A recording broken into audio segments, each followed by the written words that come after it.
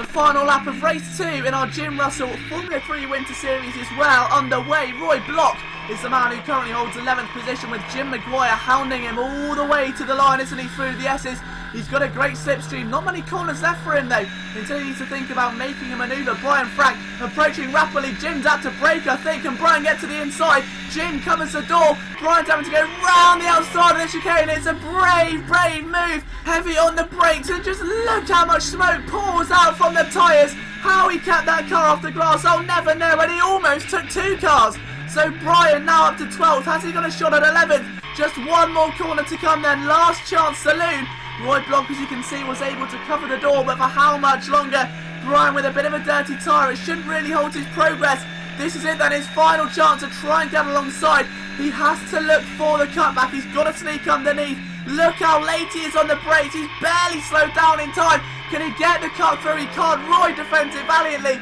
And the run to the line's going to be a close one.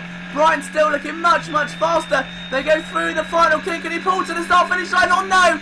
Barely anything separates them, but Roy Block holds on valiantly. What an effort that could have been though. Brave driving by Brian Frank was not enough in the end, but what a finale to the race.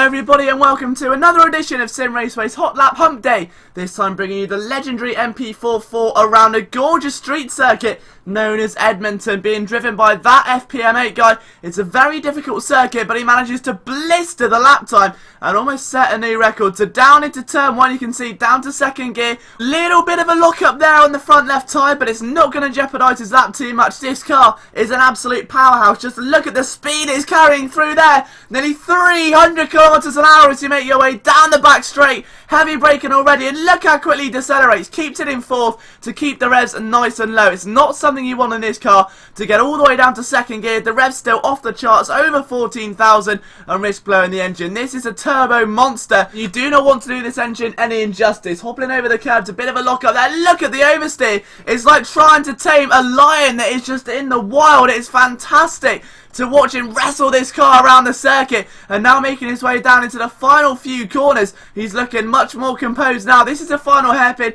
the best overtaking opportunity on the circuit. Get yourself over to the right hand side as far as the track will let you, and look how quickly you decelerate. You top 300 kilometers an hour down all the way to just 70 in a split second almost. The car is a god amongst machines. The track will drain you mentally and physically, but the lap time you're witnessing now will simply shock you. Absolutely fantastic as that FPM8 guy in his tribute to Ayrton Senna goes over the line to set a 1 minute 17.018. And don't forget, if you want your videos featured on the channel, then just upload them with the hashtag SRW video.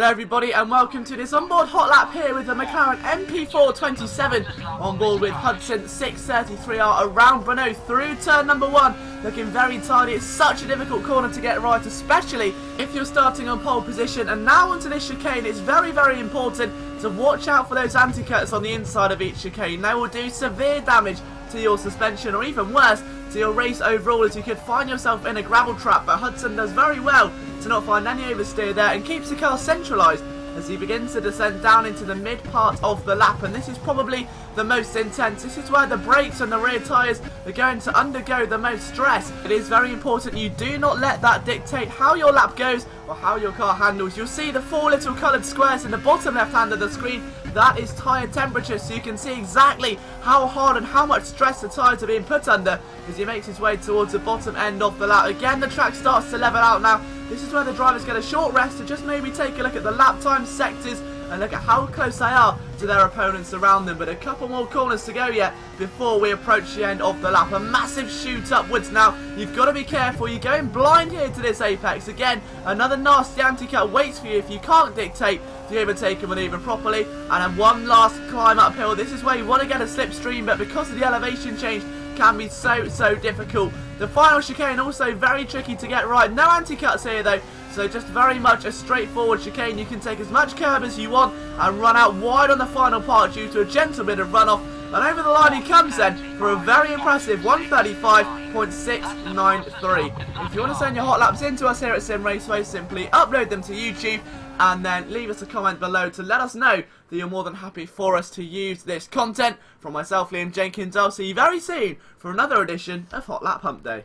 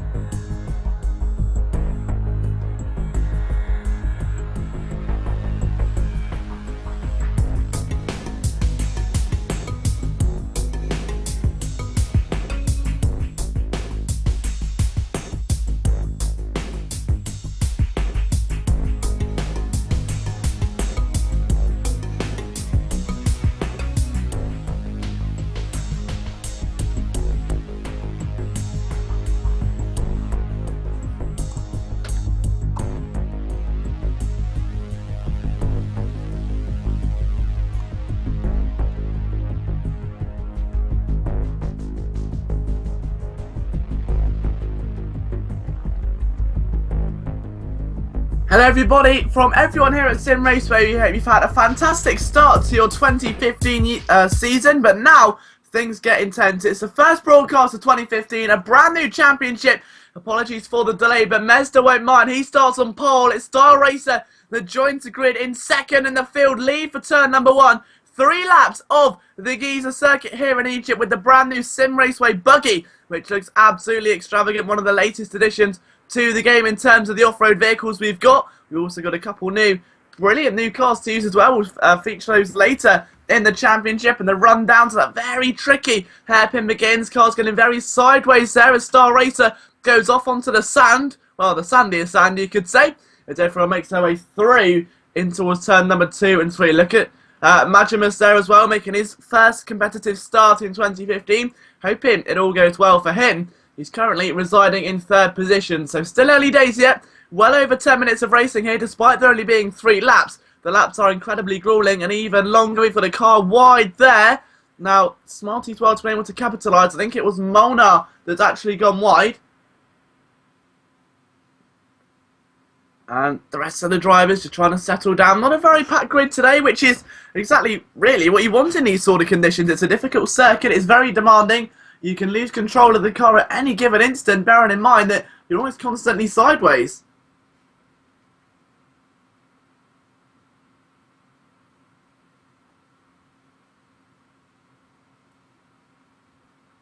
And so, it looks like to me that Mezza's had an absolutely blistering start. You can see 12 seconds clear over Star Racer in second at the moment. He's had a beautiful launch here into Egypt. The temperature very, very hot indeed. He's gone a bit wide there though as Star Racer in second. Kelsey G is going to capitalise on that one as they climb the hill. This circuit is 3.9 miles.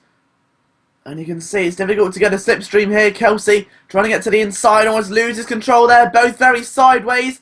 Kelsey is trying to really capitalise here as Star Racer's under a sufficient amount of pressure. Almost 2 minutes into the lap. And diving into that right-hander for the first time. And look how deep. They're having to go right onto the inside curbing. And they go back onto tarmac for the first time this lap. And the first real chance for the tyres to get a little bit of heat inside them and to not look like they're suffering. But Kelsey already taking a much wider line to cut back underneath. And it almost worked the charm as Star Racer ahead of him was not so stylish and actually went very wide. You can see the pyramids on the right hand side. The drivers trying not to get distracted there.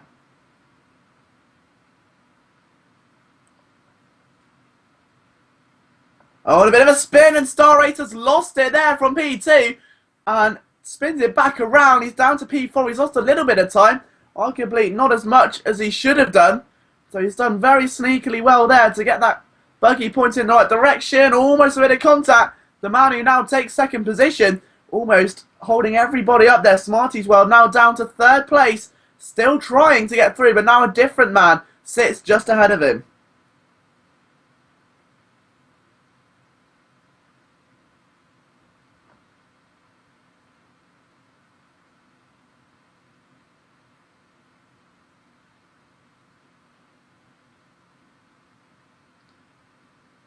And looking through, we've had a bit of contact there again, haven't we? The same 3, Kelsey, Smarty's World and Star Racer.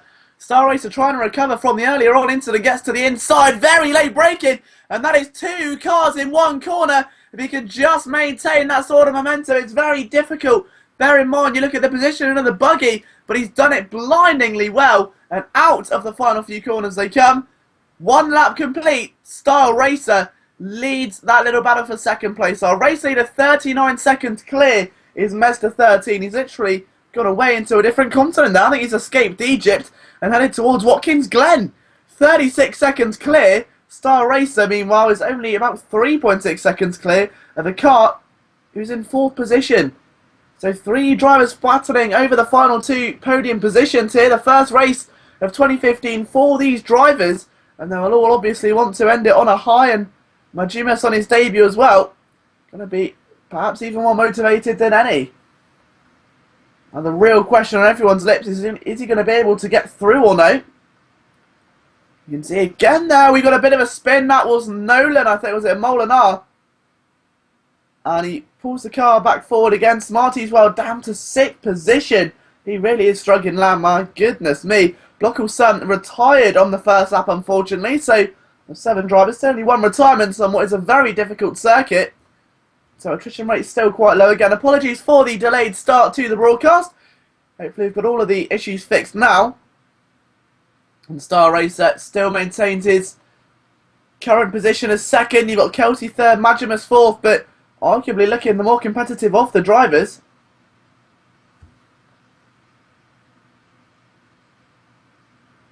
And the 3 line astern through there. Very similar lines, actually. All deciding to take a little bit extra sand there as they go onto the off-road, we'll call it. It's almost like the danger sand.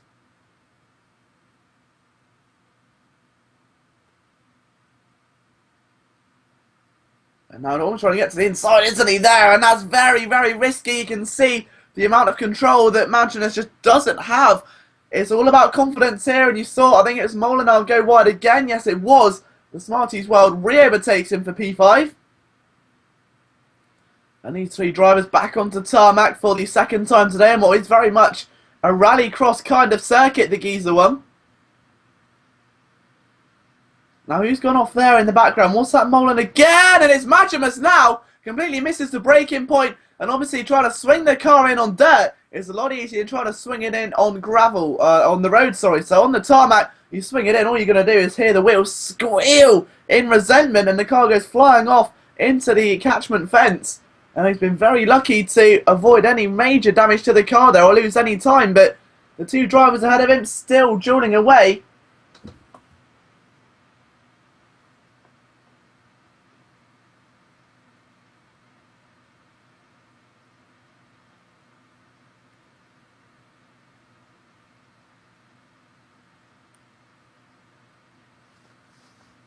And there's been a pit stop, I think, acquired there for Kelsey. I don't think he's going to go in, but all these drivers just trying to bide their time a little. Still 1 more lap to go here, and Kelsey again looking for any sort of movement through, isn't he?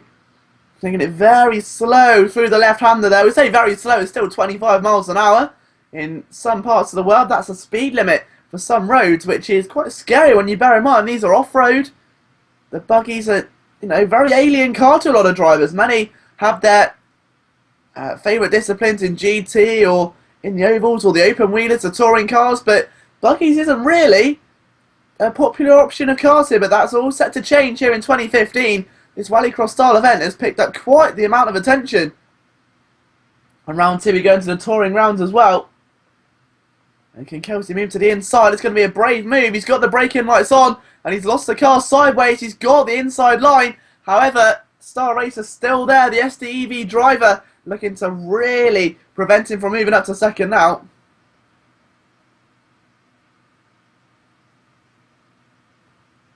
And the 2 still looking very competitive at the moment though.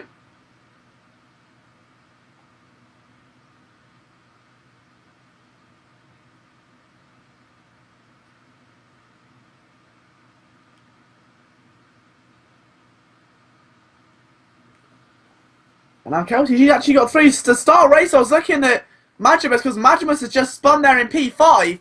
So Maximus off again, but and Smarties World as well.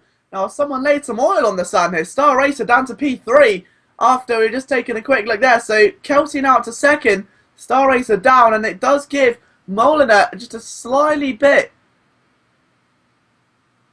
a little bit of opportunity here. And he goes a bit wide again, doesn't he? And he's all over the dirty stuff there. Star Racer again, losing control, and is he off? Yes, he is, a bit sideways. And that may just give Molinar again even more a chance to get onto the podium on his debut race here. He's on the outside, but he's on the worst part of the circuit imaginable as we come towards the halfway stage of this lap. That's really not good news, is it? Can he now just try and get back in the slipstream again? It's so difficult to do on this sort of terrain. Back up front though, Mesta's already gone past the tarmac and he's heading towards what could be one of the most dominant victories I've ever seen here. 49 seconds in just 3 laps is quite the achievement. Kelsey G and P2 follows not too far away, but it was Star that spun out. Back in the first sector, Molinar there again, going very wide, almost lost him, and he's through. What a move that was! and he somehow kept the car going. And he's so unlucky there to not get that move finished off. I thought he had it all signed, sealed and delivered. And it's an exquisite move around the outside of the tarmac, but he just ran out of road. And the momentum was obviously shifting back to Star Racer. For how much longer, we're not sure though. Kelsey still second, Star Racer barely clinging on to third. He'll be disappointed. It should be second position. He's kind of let it go. It's his own demise, really. And we've got Maximus now stuck on the side of the track. So what could be a retirement there for Maximus is not looking too good, is it? As our race leader does come towards the end of his lap very, very shortly. Just one more corner to come round, then he's driven absolutely exquisitely. He started on pole, and it's that position where he's going to end up. Mester 13 goes over the start-finish line as your first ever race winner of 2015. And now Kelsey G makes his way up in towards that final hairpin again.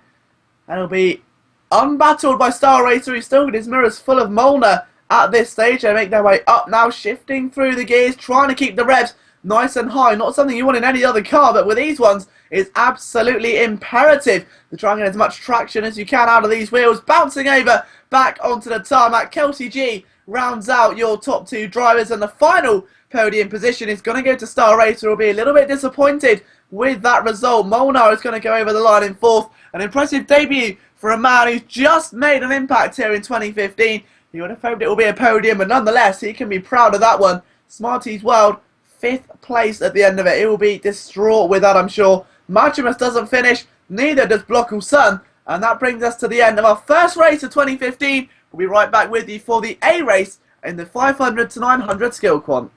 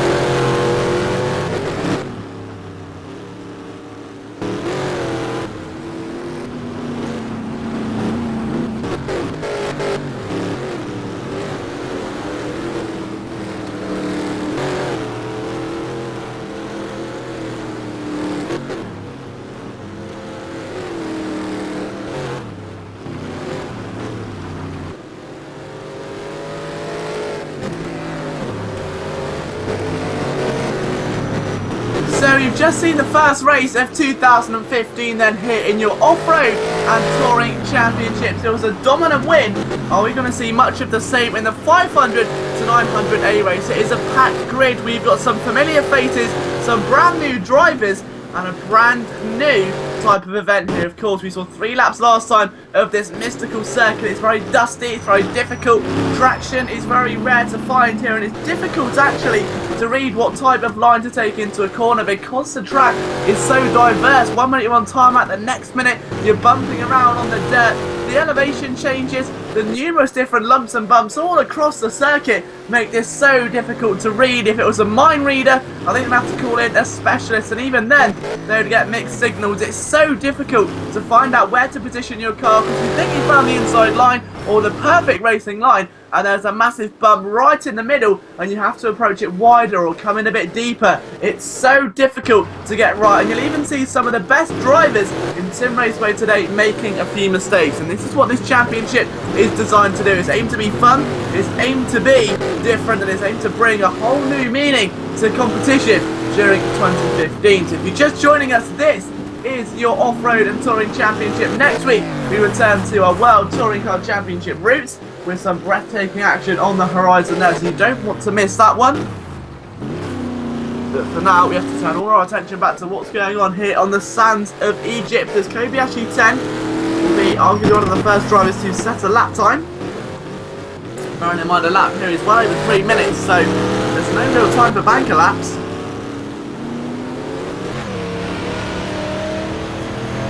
Can't get the first lap in, and it's a good one. Even if you mess up during your proper flying lap, so it takes you 3 minutes to get back to the start finish straight again. If you left as soon as the timer started, you have probably about 6 minutes 58, something like that, to get yourself going around a lap here of the Giza circuit. And if you mess that lap up, you can have about 3 to 4 minutes. It's very tough. You've got to be vigilant, you've got to be concise, and Kobayashi could not have been more precise there. He was so close to that inside stone wall. I think he almost kissed it. It was a kiss of death by the looks of things as well. He's got a little bit of traffic up ahead of him. So let's just see how we can handle the situation, taking a ride on board. We're talking earlier on about the various lumps and bumps this circuit has to offer. We're seeing them now. It's like trying to drive a tractor on a trampoline. It's absolutely fantastic to see these drivers wrestle around the circuit. Maybe actually showing us exactly how to do it as well. And now in towards this short little chicane, you can see he's really opted to not take a lot of extra curbing. We say curbing very loosely. What we mean is pick up some more dust. As you can see, the real sand there on the inside and outside of this car. In such rigid suspension means it's so fun to drive and throw around, but as soon as you take that sort of philosophy and approach it as soon as you get to the tarmac part of the circuit, it can really throw you off guard, and we saw that during the first event of the day. So now shifting our way up through, we've got, as you say, a little bit of traffic up ahead there of Kobayashi at the moment. We'll keep an eye on lap times as soon as they all do come in. Still quite a lot of circuit left to navigate, yeah, as Jim Wally's just behind Kobayashi. He's bringing Yardstick with him. So the SDEV team coming out in strong numbers here today. Look, you got Teisel going wide there as well. Mez there a little bit deep, making his second race here. So really is liking Simraceway, isn't he, to make 2 races in one night here around the Giza circuit. In the off-season has given drivers maybe a chance to boost their skill points just a little bit in some of our events. You may see some surprise faces, some fresh faces in all skill points. We're already seeing that today as Master Rocco and Amdonov go a little bit side by side there. Amdonov unfortunately onto the very sandy side of the racetrack.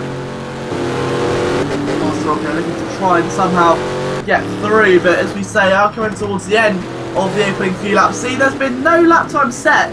There's only 4 minutes to go then. Of course, we have, as soon as the session hits 0, drivers can finish their current lap providing they started it before the timer hit 0, which is a little bit of a saving grace for some drivers.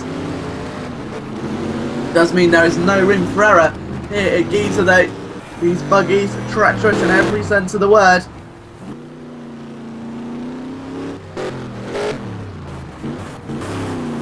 So 3 minutes 40 to go, and we're just awaiting now those first few benchmark times to see who's looking good. You can see someone move their way up the order sooner than we might think. Maybe a surprise face at the top of the time sheet. Who knows? No more time until we get our answer though.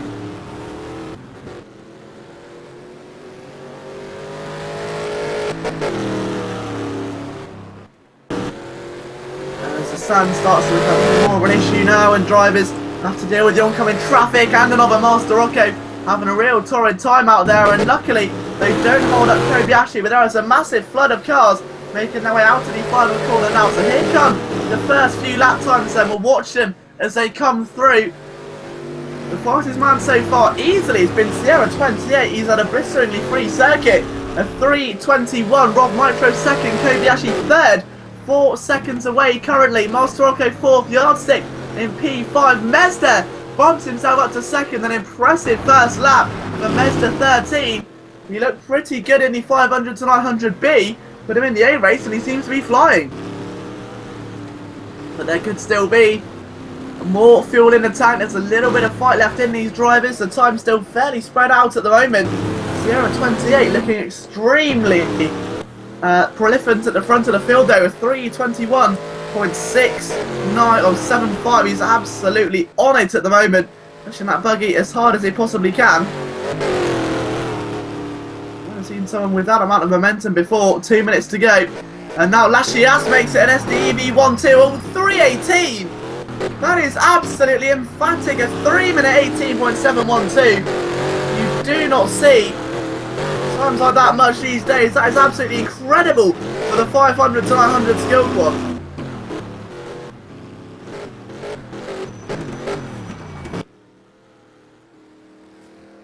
We'll see if anyone can match it though as the session comes to an end. Right now, SDEV dominance throughout. You've got to feel like a force feedback wheel around this circuit is going to potentially give you arthritis. So lumpy and bumpy, the vibrations you're going to be feeling are nothing short of scary at some points on this circuit, to say the least. It's really wrestling. We spoke before about it feels like wrestling a tiger on some of these circuits depending on the vehicle, but this really takes that analogy to a whole new level, no doubt about it.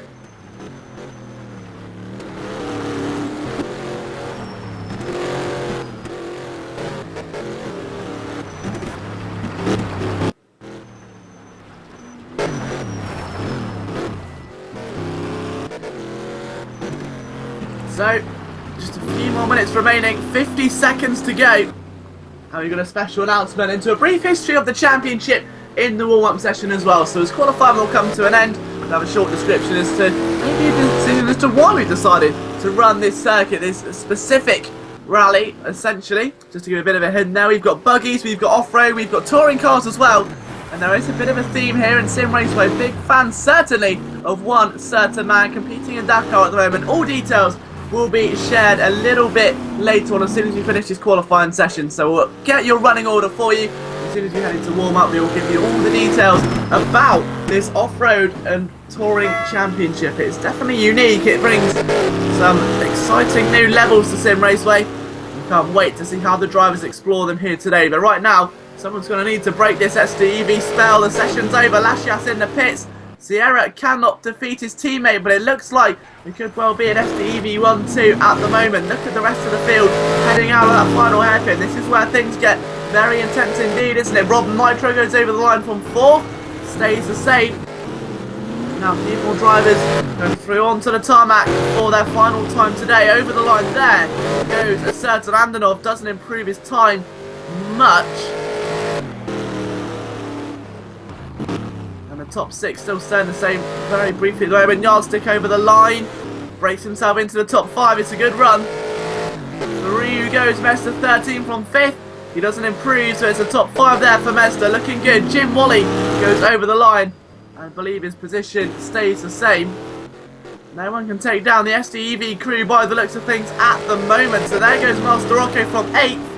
And he stays exactly the same position as well. I'm pretty sure that's going to bring an end to the session. I think we've got one more driver who's going to set a time around the circuit, perhaps 2. Let's have a look and find out who they are. This WTTNN is one of them. The other is, I think we've Yo-Yo Reloaded, who's a new driver here. 3 drivers, sorry, to set lap times very shortly. One of them is SDEV Tiptoe. Will it be an SDEV 1, 2, 3?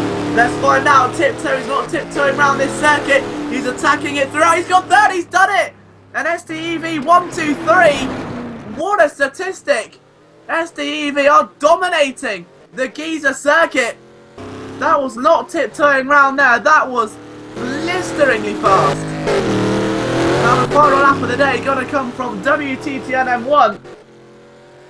Now he's currently P12 for SPM. Now will he get any higher than that or no? He goes 8th, so he gets into the final 2 quarters of the field. So your top 5 overall, Lashias, Sierra and Tiptoe and Yardstick, all SDEV. So it's an SDEV lookout on the front 2 rows. Andanov, Mazda, Rob Nitro, WTTN M1, Kobayashi, Master Rocco round out your top 10, with Jim Wally, RK98NL and Yoyo Reloaded rounding out your 13 drivers. But now if you are just joining us and want a bit of information about this championship, here we go then. So this is a little bit of insight as to why we've selected this for the first championship of 2015. If you interact with any of us on social media, whether that's Facebook or Twitter or Instagram, you'll know that here at Simraceway we are great supporters of Tom Coronel, the World Touring Car Championship legend. He's also actually competed in many different championships throughout his career, including the European Touring Car Championship, of course, Formula Nippon and the JGTC. But during his long career as a racing driver, he's recently taken up the challenge to move into the Dakar Rally, which has inspired a couple of new rounds here during our first championship of 2015. Completely different racing disciplines, all mixed together in support of Tom Coronel. So he supports the Dakar Rally aspect by having the buggies at Giza, and then of course the World Touring Car Championship by supporting his career aspects in that aspect as well. So regarding the choice of the Brno circuit, which is going to host our second round of the series, then it was the home of World Touring Car 2011. It was one of the best races and seasons indeed of Tom Coronel's career. We used 2 tracks that were used during that season, so Brno and Donington. Out of those 2, Brno was the one that he's actually picked. He nearly won race number 2 and split 3 incredibly strong Chevrolets of Alain Menu, Ivan Muller and of course Robert Huff in his BMW. It was a huge moment during his career. So by adding all of that together, we support Tom Coronel and wish him all the best in his future endeavours for 2015. We've hoped the Dakar Rally has gone very successfully, and the drivers, the fans and everyone here at Sim Raceway has created this championship in support of Tom Coronel.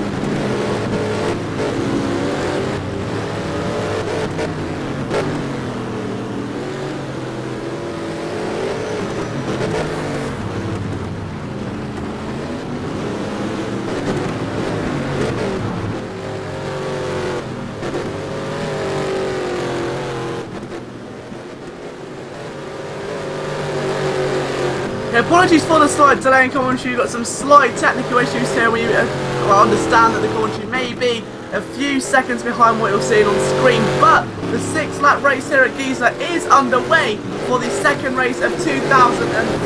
It's been a great start by the SDEV squad. They stormed down into turn number 1. Unfortunately, we've lost Lashias, but we'll see. Fingers crossed he can come back in one of the later races. But you can see already there, Yoyo Reloaded, who qualified so far down the order, I think it was 13, is now up into P5. So it's been a monster start there by the man on his debut. Looking at him on the screen there in the orange buggy. Of course, this one in inspiration of the Dakar Rally, in which Tom Coronel is competing, and Yoyo Reloaded's lost it completely there.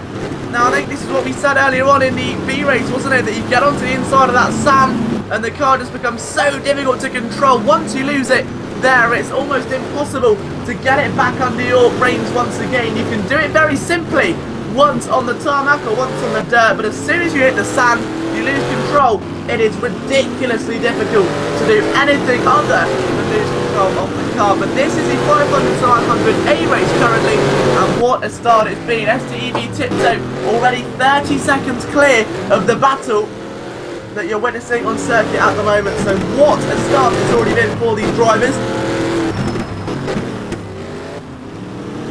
You can already see Kobe is trying to follow Master Rocco, doing so much to keep up with the man in front of him right now. Kobe actually there, P6 as well. Again, apologies for the delayed commentary here. I know you're probably witnessing scenes and hearing the commentary soon after that issue will be resolved in the following races. But now you can see Andanov and Rob Nitro getting a bit close together as well as we shuffle our way through the field and ready to come towards the end of the first lap out of 6. And you can see Andanov, P5 was just a few seconds behind Kobayashi and Co. We've got Kobayashi, Master Rocco and Mezda 13. All in a little war on at the moment. Mezda pushed wide slightly there. It was in the B race earlier on, of course. And now going to duel away with Master Rocco. They move their way down onto the tarmac for the first time today. And now down to start their second lap of 6, and Mezda will be looking for a major boost through 2015 today. It's his first couple of events here competitively in the Skillquant, and he's definitely dived in feet first, isn't he? He's gone straight into the deep end.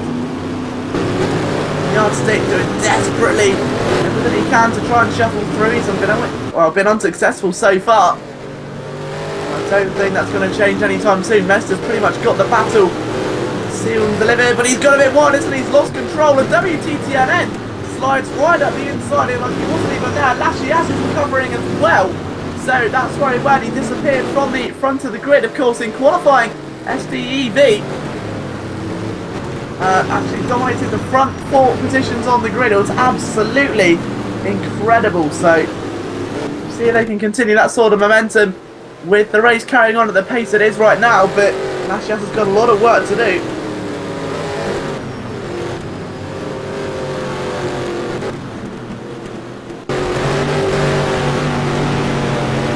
If you want to sign up to round 2 of this championship as well, which Giza said to promote, then be sure to go on to Simraceway.com and you'll find all the relevant information you need there.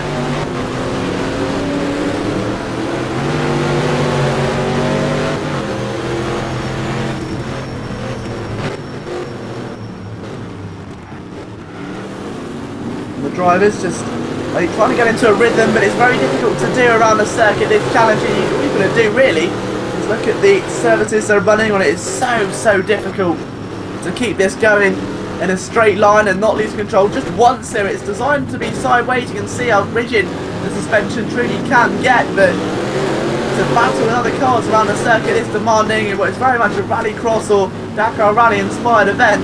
It's absolutely treacherous, and not many of these drivers used to these conditions. You just saw there Lashias trying to go round the outside of Mezda. Prime example of how difficult it is. You can see him already on the dirtier parts of the circuit. He's been able to make the move stick, but only very hesitantly. Mezda was moving way to the inside to make sure that he wouldn't make any contact. WTTN goes very close to the inside of the barrier there. Was extremely lucky to not make any contact with along the barrier, but any other cars as well. It's very close racing in that midfield. You can see Lashias trying to recover, qualified inside the top 4, now down to 8. WTTNN just tried to make a pass on Master Rocco, hasn't really been able to do it as easy as he would have liked to.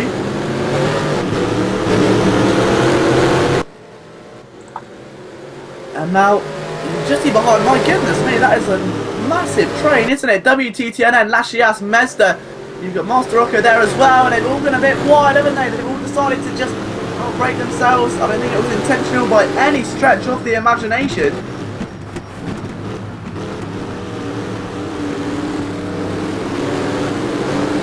Now Kobayashi's gone tag right through that. That's not good news for him. But Kobayashi trying to defend from Mezda right now.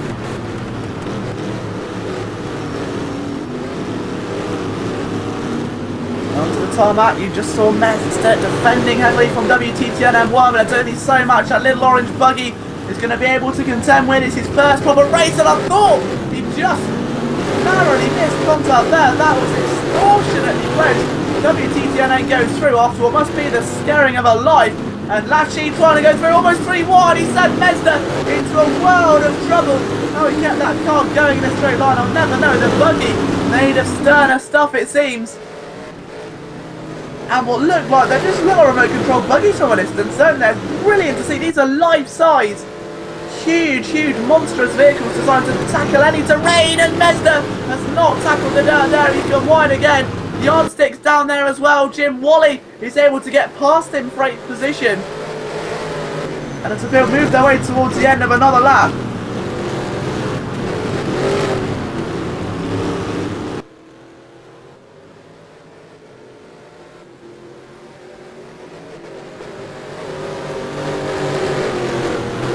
So incredible scenes here in the second ever race of 2015. This is a real tough car and track combo to really combat, and I think you can just really appreciate the likes of Tom Coronel and all the other drivers who head out to Dakar on a yearly basis to tackle one of the trickiest terrains on the planet. And Lashias there around the outside, finally moving his way further forward. He's up to 6, so he's recovering.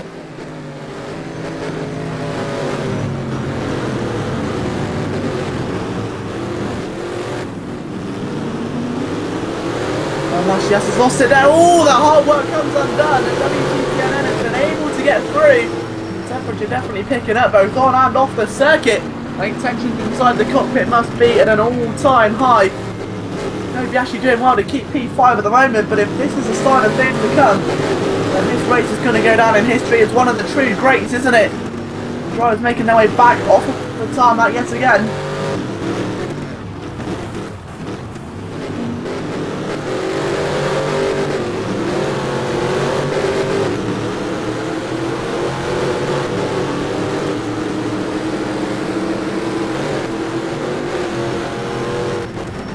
Wally trying to get around the outside of Mezda, I believe. They're into the tight hairpin, and a bit of contact. There was Mezda that took the brunt of it just a few moments ago, so not good news there for him.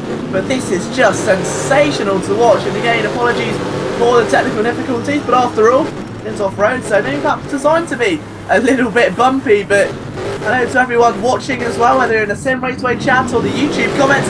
Great to have you with us. And Lashias really trying to deliver some big blows now, isn't he? He's past WTTNN, he's looking to get past Kobayashi shortly. I don't to do so just yet. And he's drifting the car around like it's just easy, no easy peasy lemon squeezy. Now he's past Kobayashi there as well. He's trying to get back around WTTNN1. So Kobayashi has pretty much surrendered that position. Lashias back up to 5th already. The man is on a complete rampage right now. Jim Wally has been very lucky, and Lashias not so lucky there. He's being caught out, and Kobayashi is going to take the position back again.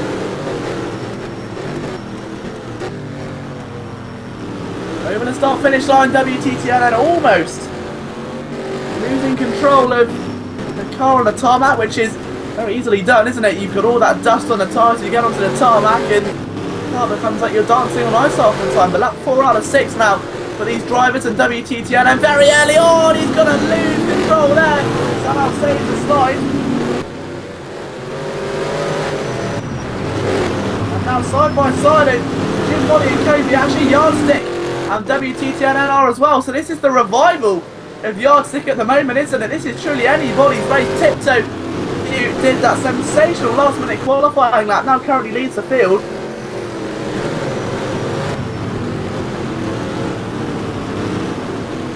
Kobayashi in his own little world at the moment. It's the Kobayashi crew. There's Jim Wally just behind. Yardstick keeping a very close eye on what's going on, and you can just see all of those drivers giving everything they can here. It's become more and more of a challenge. It's hard enough when you're just on your own, but when you've got 4 or 5 other buggies all around you, you just never underestimate how difficult it truly is and the pressure it gets you and all that kind of thing.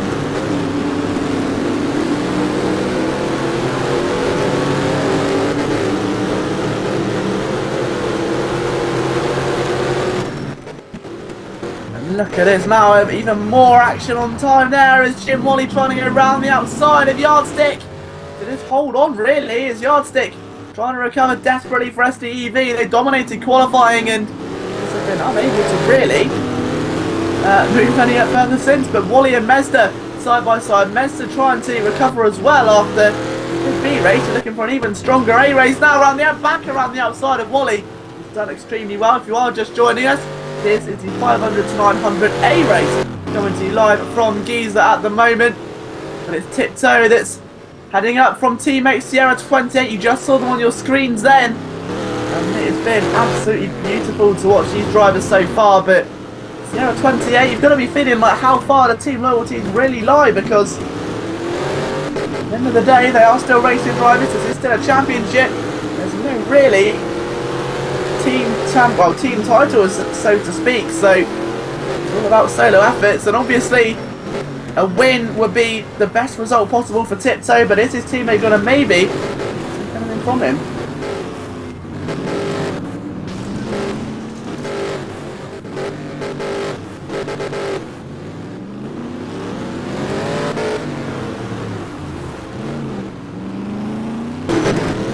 A quick run through all that order at the moment. I would go through a run through the order if it wasn't so prone to changing so quickly. Kobayashi State, you can see Yardstick 7th, 8th place WTTNM 1, 9th, 10th, 11th, all still very close. In fact, the rear end of the field has become the midfield. And now WTTNM is going to go right to the end of that field, isn't he? And that's a real shame. He's down in 11th. Yoyo Reloaded was up to 5th. Now down to 12th, so he becomes our last remaining runner there. A real shame for him. He was looking absolutely splendid at the start of the event, and he's unfortunately just lost some of that momentum. He's let it go, and it may have cost him dearly. But nonetheless, he's still fighting here today. We've still got 2 more laps after this one then, so we've started lap number 5. Penultimate lap of the race here at Giza has started. What an effort it's been by all parties here. It's been a lot of argy-bargy racing. It's almost like touring cars on dirt, isn't it? It's not like there's been, for instance, you know, a lot of crashes. It's just been sheer competitive nature by the drivers. And they're trying to deal with the ever-changing terrain, the tricky surface, and the changing between the 2 or 3 that we have. The Yardstick still P7. Trying to get back on Kobayashi. He's done so well now. I think Kobayashi may have made a bit of an error. He's somehow holding on to it. Every single driver looking to give 110% right now. These laps are so long, so grueling. You never know what lies around the next corner.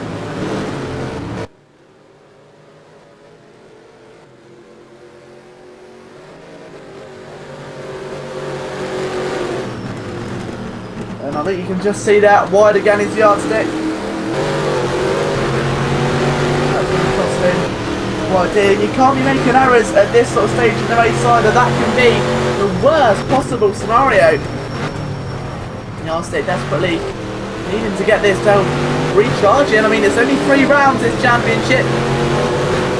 The last thing you really need to be doing is going just a tad too wide, isn't it? Or making any errors now, because whilst it's a 3-minute lap, it's still ridiculously tough to make up any ground you lose right at the end here, right at the final stint of the race. Yardstick and Kobayashi, they're going hammer and tong over P6, the man who started inside the top 4, now down to a lonely 7th position. I believe that all technical issues will be fixed for the next race, so in-sync commentary for one. Of course, them will be much smoothly run.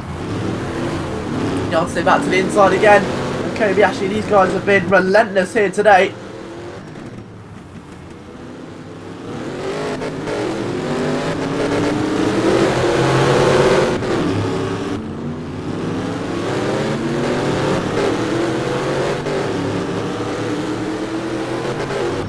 Towards the final lap there, and then Kobayashi again on yardstick to the inside. He just hasn't been able to work these two.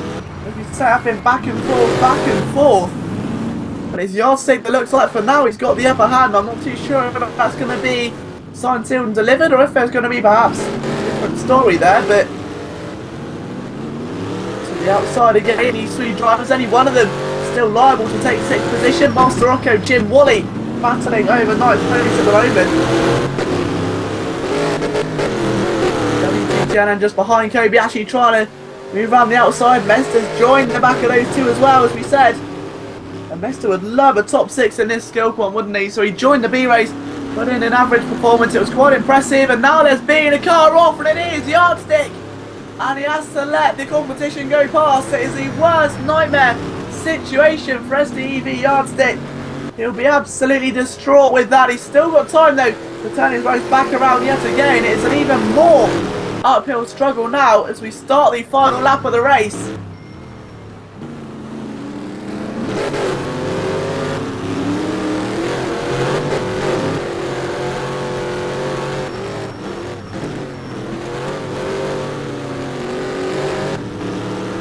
So into the final 3 minutes or so of action here at Giza, and we could not ask for a more entertaining climax. And then we move on to the big boys toys, don't we? The 500 to 900 comes to an end. The 900 to 1100 gets underway. Then 2 more races coming up for you tonight. Again, a bit of a delay on the event schedule, but we've got all problems fixed now going into next race. Maybe actually Mester still 6th and 7th. Lashias now up to 4th, so he has passed Andanov in the past few moments. But that was a great three-way battle previously, and it's all kind of come to a close now. Tiptoe 15 seconds clear of Sierra in 2nd, Rob Nitro 3rd, and Lashias in 4th. So it's an STEV 1-2. Lashias would love to make it a 1-2-3, but I think he's just right now too far away. 20 seconds back, unless there's an error from a car. It's not perceivable. It can happen. It's not out of the question. It's just whether a case of it's going to happen now or no. In the case of what's on everyone's lips, because it's a lot easier said than done to find 20 seconds on the dirt in a buggy with a lap this grueling and demanding. The drivers are finding it a torrid time out there so far. Some loving it, some hating it, and that is the beauty of the Dakar Rally. This is what we're trying to replicate here, isn't it?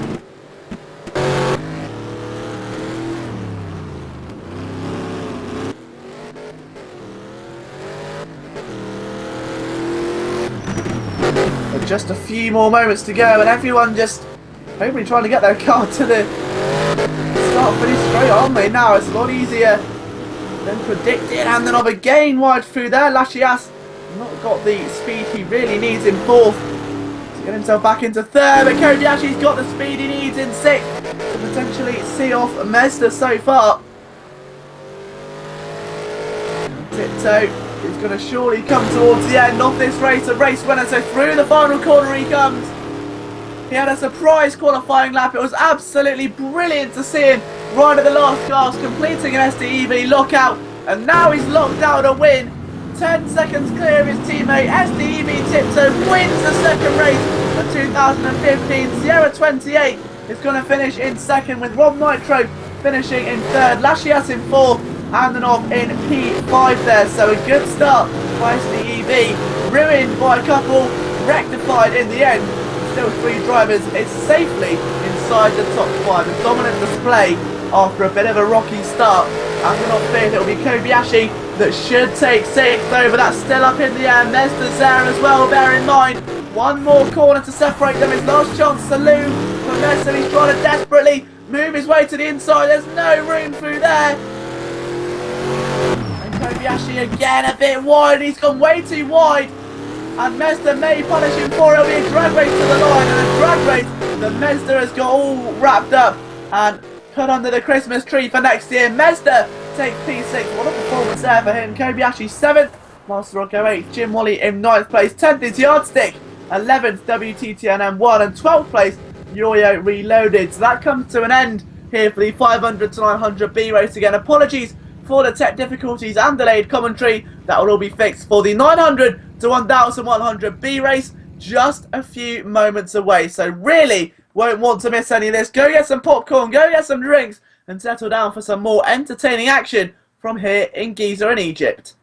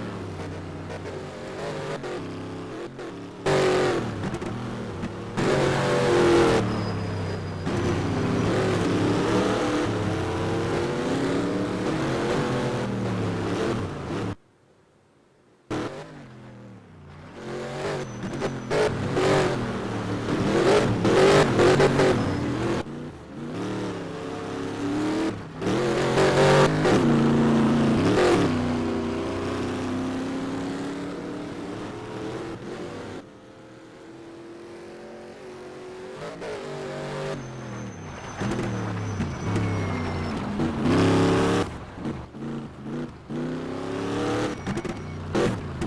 hello everybody and welcome back to a much warmer sense of environment. I'm sure wherever you are right now it's still very wintry, it's very cold outside, maybe even a little bit snowy or rainy, but here in Simraceway things could not be hotter. We're at Giza for the first round of your off-road and touring championship for 2015. The first broadcast, the first competitive racing we've seen in 2015 so far, 11 days into January, and now we get a true taste of what we're going to see over the next 12 months or so. So my name's Liam Jenkins, bringing you all the action live from the commentary box in this very specially dedicated championship to a certain Mr. Tom Coronel, who's currently out in Dakar completing the rally. He'll be racing again in the World Touring Car Championship, and that's why we've selected Renault as round number 2. So it's all very much centralised around a dedication to Tom Coronel, who's had truly a jack-of-all-trades career, hasn't he? Out in Dakar now.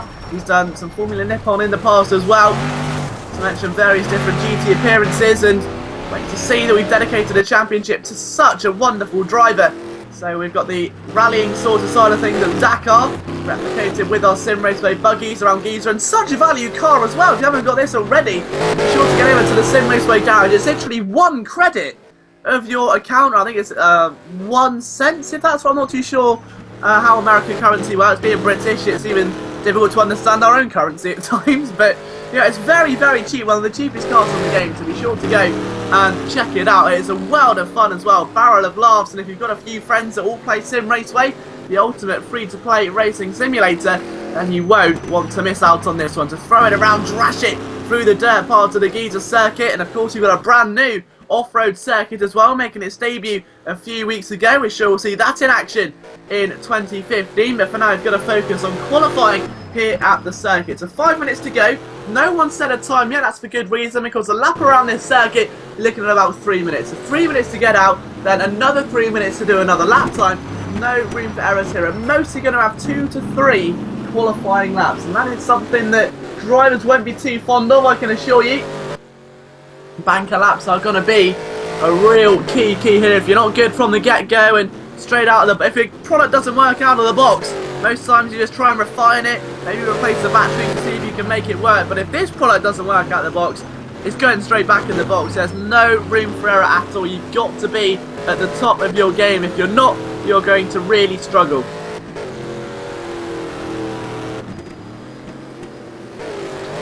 4 minutes 30 to go, and just to look through some of the drivers we've got here today, some brand new names and faces to get used to as well. We've got Rhubarb making his return, Popo CZ as well. Don't forget Malox, who's been away for quite some time. Great to see him attend the desert round of the championship. We've got the Dark Stick. I think that's a new driver there as well, isn't it? Laradrich, who's currently situated in 2nd position. 4 minutes to go at the moment, and he's looking pretty composed out there. He's way towards the back end of the circuit as we speak. Now it's very combust, isn't it, towards the rear end of that field, and especially the rear end of the circuit. Only a few more corners till they're back onto the start finish straight again. It's all looking very neat and tidy despite a high volume of cars and the traffic being a little bit of an issue. There's been no real surprises so far, which is exactly what we want to see. If you are watching this on our YouTube channel and you're not in the Simraceway chat, which is the chat box you'll be seeing on the bottom left hand corner of your screen, be sure to go all the way over to simraceway.com. There'll be a link in the description. If you haven't signed up already, this game free to play, all the tracks absolutely free. You get some great starter cars for free as well, and it's a progression ladder, and this is one of the level 1 cars, so really one of the cheapest, most explosively fun cars in the game. So get over to simraceway.com, make your free account, join the chat, and ask any questions about the game or the championship that you want to hear. Our Facebook page, facebook.com/SimRaceway, Twitter @SimRaceway, my personal Twitter @LiamJenkins21. Any questions, simply pop them over to one of our social media sites and we'll get them read out on the broadcast for you. And don't forget to enter the SRW video and picky contests, which run every single week. Not to be forgetting as well that the SRW video contest got to tie in with a nice new revived YouTube feature, making its way back onto the channel within the next couple of weeks. Now, I know a lot of you really did enjoy the Simraceway moments of the week, So all I'm going to say on that front is get uploading, wink wink, nudge nudge. There's a certain series making its return to the YouTube channel, and it all requires your help. So anything that you love about Simraceway, whether it's overtakes, crashes, funny moments, some banter you've had with your friends, even just a sensationally good hot lap or a power slide you've held, then just get it uploaded to YouTube with the hashtag SRW video, and who knows, you may find yourself back in the new Simraceway series. But we turn our attention back to qualifying now, as the first few lap times have filtered through. Then it's Alex Giza, currently the fastest man on the circuit, Darek in second, Laradrich in third, which for a debutant is looking very strong indeed. Nos Malloch set in P4, Andy Bob P5, Popo 6th, Belinas in 7th, Clark 10 currently 8th, the Dark Stig in 9th, King Dio is in P10, with Engange, Andre Parser, Acosta and Rubar all still yet to set times then. So only a minute and a half to go. We're now awaiting the second wave of times to come through, and that will be the final wave of qualifying times here today as well. So people are just going to try and really get the best out of the buggy now and hope that everyone can maybe stay out of their way and leave a bit of racing respect. It's easier said than done though, isn't it? With a circuit like Giza where track space is so limited, it's not a wide circuit, it's very difficult to overtake on. Again, without sort of losing opportunity, it's very much like a spa but off-road. There's every single corner you can overtake on, you run the risk of losing that position the very same corner due to the nature of the circuit, all the various lumps and bumps and elevation changes. It is a true delight to drive. It can also be a racer's hell as well then. So 1 minute left to go, and Alex Giza encounters some traffic up ahead of him in the way of Darek, and I think that's King Dio just up there as well. So two cars who are no argued slower than other than Darek, who's about 1.8 seconds away. Yeah, 1.8 seconds off of the pole sitter at the moment. So Darek has got a healthy little slipstream to these tarmac parts of the circuit. It won't play too much of a role. It will more be how he handles the circuit behind, because obviously slipstreaming's great, but if you can't overtake the car and you're on a difficult slow down part of the circuit, very much like the one they're looping through now, it's going to be more of a harm than a help, and Darek needs all the help he can get. He's behind Dio at the moment. He comes out to the final corner. Is this enough for pole? Let's find out. Session's going to come to an end any time now. Over they go. King Dio's going to go over the line. Watch out for his time maybe appearing. The checkered flag is out. Darek does go pole by 300th of a second. Giza retakes it, and it's so short-lived. Giza will be wiping the sweat clear from his forehead. He's taken it by 400th of a second, so Darek takes it by 3. Giza beats it by 4. That is absolutely insane. Belinas crosses line in third. Watch out for Laradrich. He's taking a bit of a lumpy run out to the final corner, but as he makes his way over the start-finish line, is he going to break into the top 3? No, he's not. He stays 4th. Malloch will stay 5th.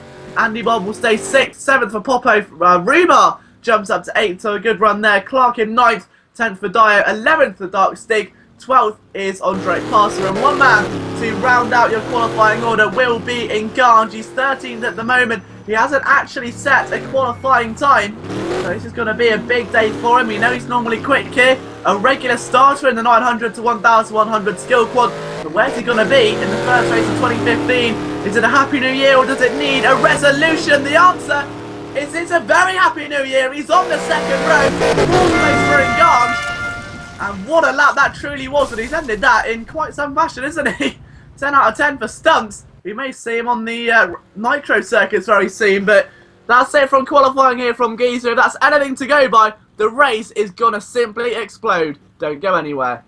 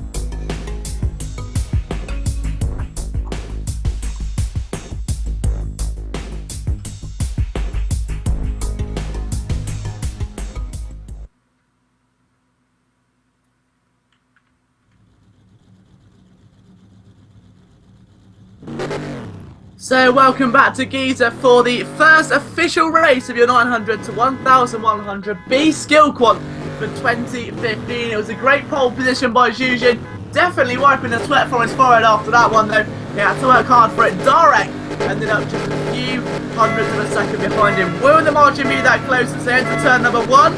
Let's find out. The lights are out and Darek's on the top. What a great start by Darek, now zoomed down into the first corner. A beautiful start. And the rest of the field now shuffle onto the dirt, try and avoid contact. Malox has had a good start as well. He's got a spinner in the background. That car belonging to Andre Passer, so not a good run there for him. The rest of the drivers shuffle down and look at Malox up to third. What a start for Nos Malox. But Darek now in the lead of the race. It's absolutely beautiful through there. I literally cannot believe how clean everyone's been so far. And Malox down to 4th, he loses it to Belinas a bit and he almost lost control of the car there. Giza and Popo Dio all trying to make their way past, you can't blame them as well. 9-lap race here, you're looking at a good 3-minute lap. It's a long afternoon. Starts are very important here. Talking of starts, Darek has definitely just kind of gone off into the sunset, hasn't he? Hasn't even bothered to look around behind him. 6 seconds clear already.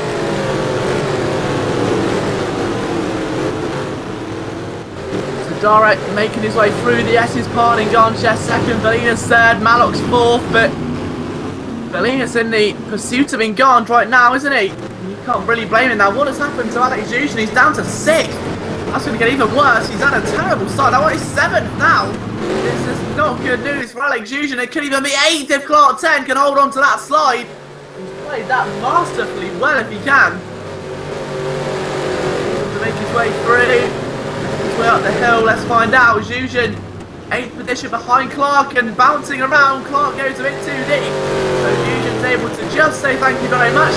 Move on without too much drama, but Lara Dretchy started this race from 30 down to 10th, so it's been a very mixed start for a lot of these drivers here. I'm sure they'll be hoping the first lap comes to an end faster than they can possibly hope.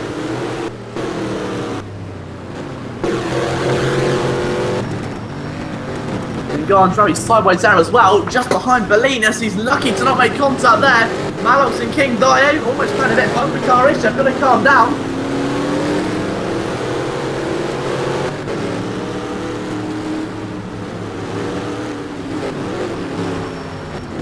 And towards the end of the first lap, the drivers come now. Malox still inheriting 6th position. It's been a great start so far.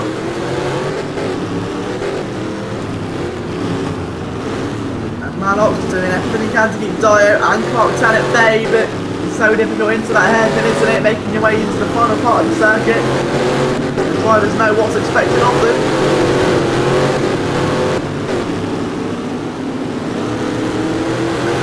Still pretty trying to pick up heat now, isn't it? Belinas ahead of Enganche currently. Around the corner he goes. You've got Popo CZ there. Alex Giza, then Nos Malox. Dio 7th, 8th place is Clark 10, 9th is Lara Dritch.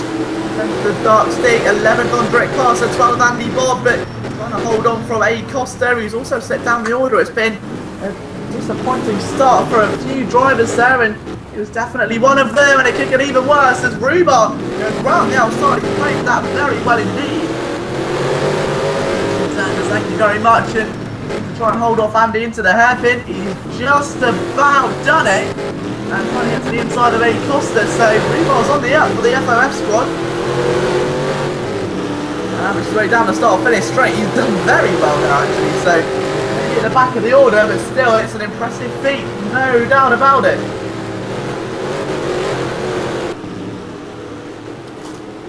So Costa just behind them now and a bit further up the field. Tension still rising. Clark, Andre, Dark Stig and Lara Dritch, and you can see Dark Stig looking very, very intense temperature wise behind. He was almost on 2 wheels for a moment there, wasn't he? A lot of drivers tend to go on 2 wheels through that corner in particular. The Dark Stick doesn't, and that may actually play into his hands there very nicely as he's round the outside and in towards that final corner of the first sector or so. He's gone a bit wide and actually lost the position, so not what he wants exactly from there. I can't say he's doing everything in his power to keep his nose out of the dark stick, who's had a bit of disappointment over the past couple of laps. Laradrich trying to recover well from what was an exceedingly good starting position, but no one's catching Darek at the front of the field now. 5 seconds clear of everyone else, at least 6 seconds from Belinas. The man is on an absolute charge. I haven't seen form like this for quite some time, and it seems that he get away.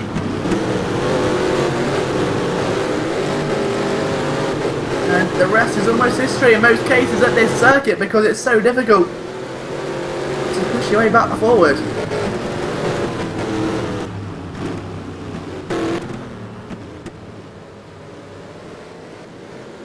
A little bit of information as well regarding this championship, if you didn't know already. It is in tribute to Tom Coronel, currently out in Dakar completing the infamous Dakar Rally.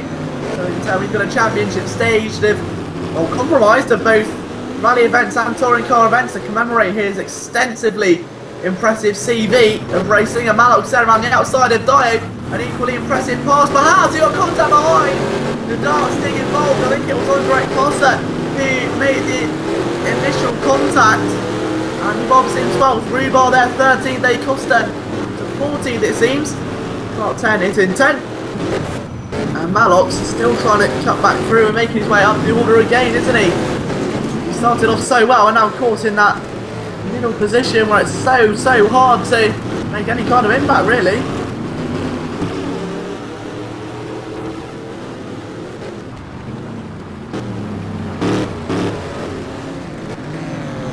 Just keeping a look at what my King Dio is doing at the moment.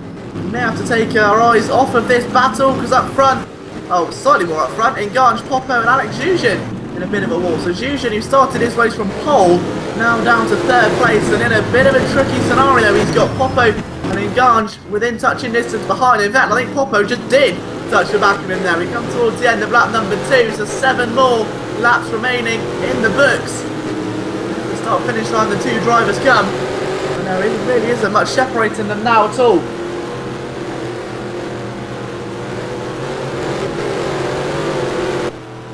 Down in towards that tricky first hairpin. You go through turn 1 and 2, it's not much of an issue, and as soon as you hit the hairpin, the zone of torment really starts if you're in a world of pain, and that is what Engange has just proven there. Only for taking Popo like it's just water off a duck's back. King Dio and Mallox bringing Andre Clarkson with them. We've got a car in his previous top 10, who's completely upside down. Now, I've missed the initial incident there. He's flipped back and his wheels quite luckily. He's down in 13th though. It's going to be an almighty climb back through the field if he can somehow pull that one off. He's definitely got the potential to do it, but I don't know, that looked like a bit of a spontaneous error there from Clark. He's usually quite consistent, so it will be intriguing to see what the cause of that was. Now, I don't think there was contact with any other driver, otherwise we would have seen them hold up by now, and imagine a stop and go penalty on this circuit. It would just be a race ruiner, wouldn't it? No doubt about it, but Rubar back inside the top 10, so it's great to see him push himself back forward.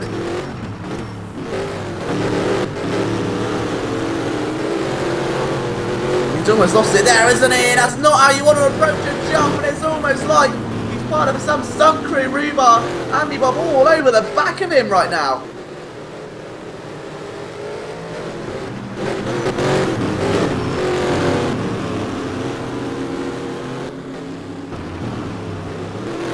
Now Rubar's trying to hold off Laradrich, and again another driver who started so well, and just a little bit, didn't he? But here comes Andre Parser to the inside of Mallox.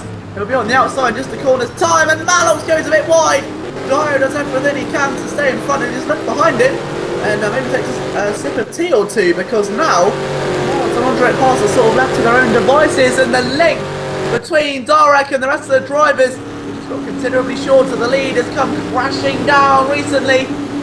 Belinas is not that far away. We'll update you on lap times as they come towards the end of yet another lap. But I tell you what, the top 2 drivers in those buggies are looking very nicely placed. There's no doubt about it.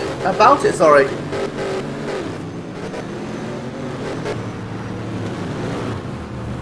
And definitely right on board there with Belinas currently. The engine sounds of these buggies is simply marvellous, especially when you've got 2, 3, 4 of them all in a row jostling for position. Midfield again looking tighter than ever, isn't it? And Popo and Engange look to Exchange blows perhaps once again, and Popper already on the brakes gingerly as he makes his way in towards the hairpin. And that is not something he wants to see, I can assure you. Not exactly good news there for either driver off the buggies right now. And Popper goes through in Garch. I think that's exactly what we were saying earlier on. Just got on two wheels a bit too quickly. A bit hasty perhaps. And in turn has got a loss of downforce, loss of speed, loss of traction. He's all starting to separate out just a little though. And Garch and Popper are still battling quite heavily. It's a 3:18 though for our race leader Direct, a 3:18.7 for Bolinas. So 5/10 splitting P1 and 2 at the moment in terms of lap times. A 3:17.1 for Alex Jusian. So the pole sitter looking like he hasn't lost that fire at all, is he? He's still very much a part of this race. Only 20 seconds away from the leader, but only 6 away from Bolinas. That is going to play very nicely into the hands of Darek, isn't it? If Jusian can catch Bolinas and those two get caught up in a scrap, which is inevitable, it's never just as simple as overtaking a car and getting on your way around this circuit, is it? With the right hand note, you've got Ingon still P4 with Popo settled behind him. Dio 6th, Andre 7th, Malox in 8th, who's bashing and bashing his way around this Giza circuit, and I'm sure the pyramids will be keeping well clear to make sure they don't take any damage, because the insurance on that, I'm sure, would be a little bit extensive, wouldn't it?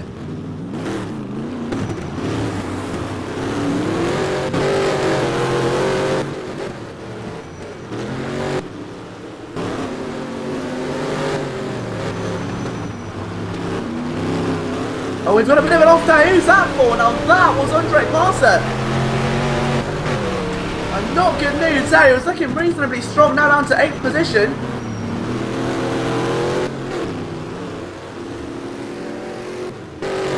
So not at all the way he planned that, but it wasn't too much of a devastating impact, I can assure you. It does look like he's going to be able to recover quite well, in all honesty. There's still plenty of room for improvement for both parties though. The cars he was battling with earlier on. Not bad, he's drifting just a tad wide. P10 at the moment with Laradrich trying to take it from him, and he's going to be really struggling to hold that off, I think. Laradrich going around the outside, it's definitely the unfavoured manoeuvre, isn't it? But Laradrich has actually got, oh, he's spun, isn't it? So I was looking at Andy Bob in front, then just Laradrich caught the barrier, I think. And is now down to P12, the Dark Stick P11. Malok still kicking, trying to find some grip around these places somewhere. Andre Parser, Rhubarb P9, Andy Bob still 10th, Dark Stick 11th, and a pit requested there for Clark. Not too sure that's going to come of anything or no, but Jusian now P2 has actually got past Bolinas, so Jusian up to 2nd place. This is a worst nightmare scenario. Alright, we're all expecting these two to be in a David versus Goliath battle, one that will tremble on through the rest of the event, but instead Jusian just blitzed his way through, so thank you very much. Set his sights on the race leader. The gap now just 10 seconds. It was 19 a lap and a half ago. This is not what Alex Jusian, well, it's exactly what Alex Jusian planned. It's not what Darek wanted in the slightest, so he'll be really upset about that. No two ways about it. Of course, something improves there. We'll compare lap times again. So even with an overtake, it's a 3:18.4, so he's only lost 0.6 of a second to the race leader, despite having to navigate away through another car. That is ridiculous. Absolutely ridiculous. He's done so well through there, no doubt about it. Bolinas will be drifting his way through turn 1, seeing if he can still be a part of this. Dye almost loses control there in P6, and it's easy to understand why, isn't it? They're on lap number 5 out of 9 now, so about halfway through the race.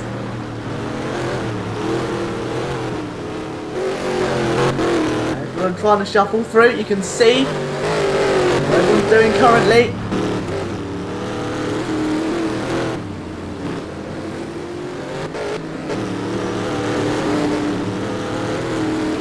Bolinas still 3rd at the moment, and it's all starting to pick up once again, isn't it, in that midfield, and that's been a common theme here today. Malox, Andre Parser, I'm sure those two will be battling for quite some time after this lap is complete. Malox Goes a bit wide. Andre goes a little less wide, but still more than he would like, I'm sure. Rubar up to 9th, so safely inside the top 10 now for the debutant, and almost head first there was Andre Passer going into Little Lump.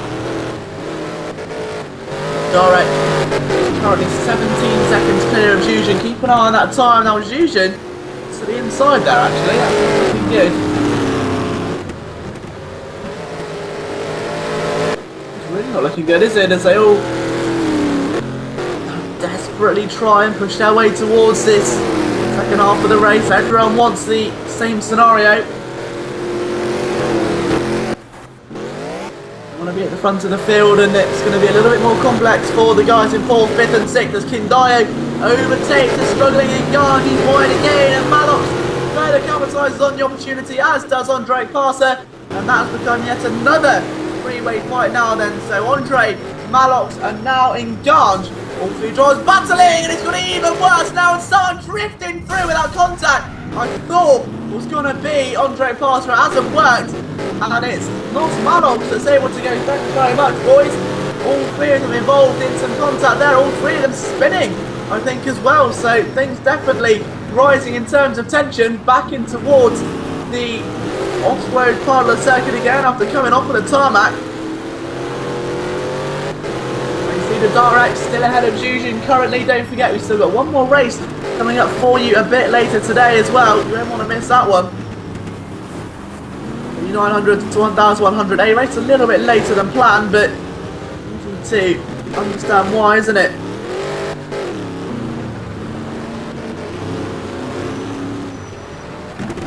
Darek still continuing his run of form in the lead, but the gap already down to about 12 seconds. We'll get the exact figure in literally a couple of moments time, because over the start finish line comes Darek on that number 5 of 9, so starting at number 6, and he's got a 3:18 flat.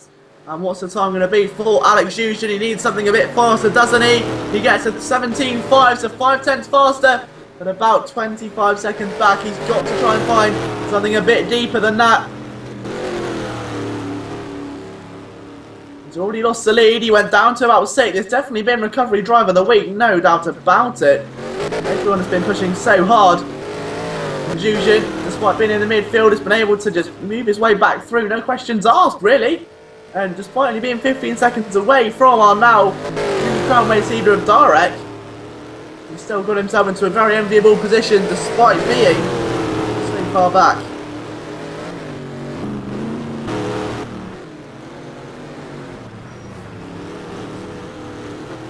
Polina's 3rd, Popo still 4th, Dio 5th, Malox 6th, Andre and Engard still making a few errors there, as Engard just had a war of a lifetime there. I think it was Rubar that's actually gone a bit wide this time though.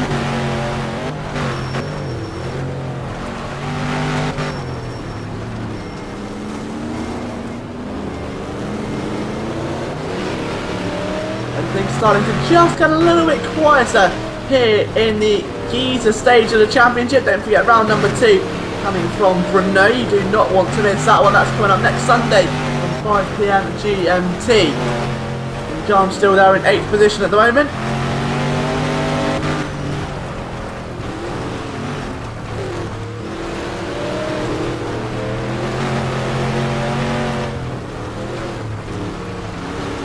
Darek still leading, 16 seconds from Zhuzhen. It's still set to change at the moment, isn't it?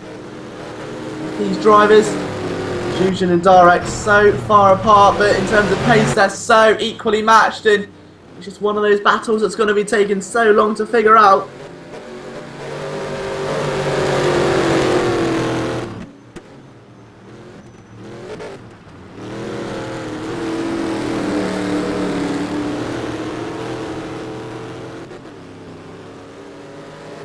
But Zhuzhen actually gaining on Darek quite a lot through the second stint, through the second sector. He gained so much time, and it seems that in the third sector, all that time is lost. Now I've got a car off again. Now, was that Engard? I think it was again. I think Engard has actually had another trip off somewhere, because Andre Passer has been able to sneak back through again, which is great news for him.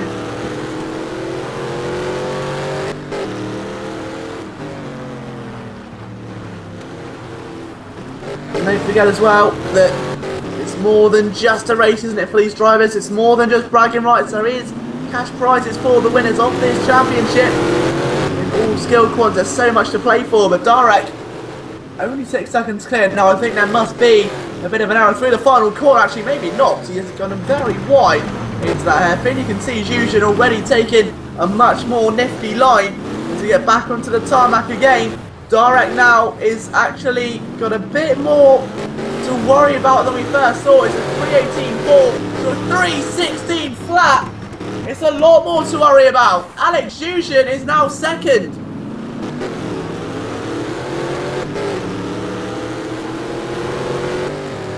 Absolutely insane. So Alex Giza in second, a 3.16 flat. Belinas with a 3.21. I think he must have been in some sort of predicament there. A 3.18 from Dio. Yeah, that was the issue we saw, I think, just a couple of moments ago.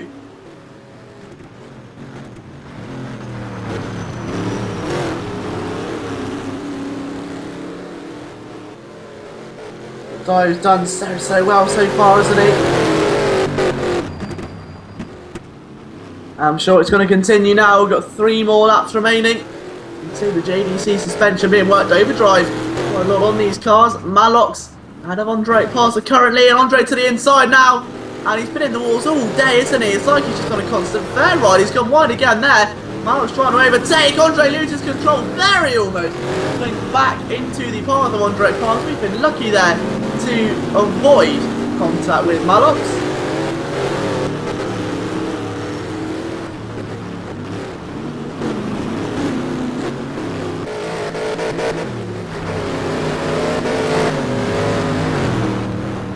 But now Engange still trying to rectify the errors, isn't it? He's really now tied down, trying to get past Andre Passer. It's been a back and forth tug of war for him all afternoon. And the worst part is, he's still far from over.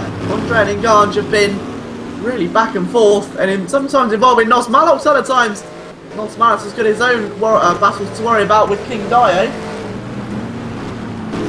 Giza in second, Darek in first.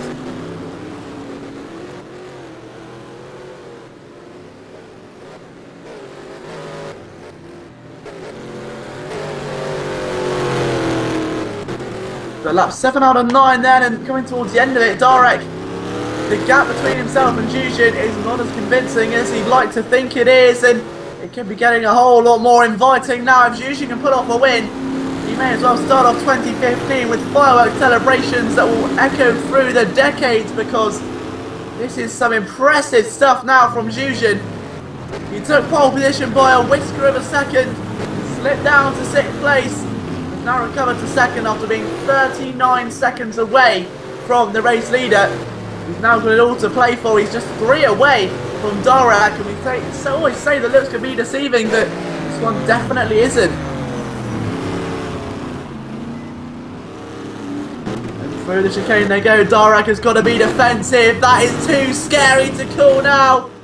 2 more laps of racing, and Darek will be turning every single bit of attention to the big red buggy in his rear view mirror. This is going to be a finale to start the year off. We always say it's the championship finales that bring the most entertainment, but this is going to be absolutely insane.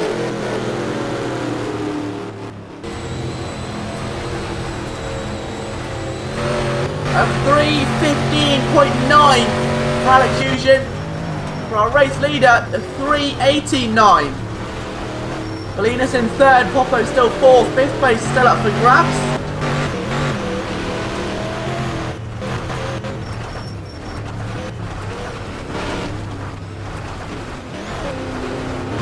Over the line comes King Dio as we talk to the devil, and it's a 3.29. So he's had a terrible lap there. In fact, Andre Passer is going to be a real threat in the final 2 laps.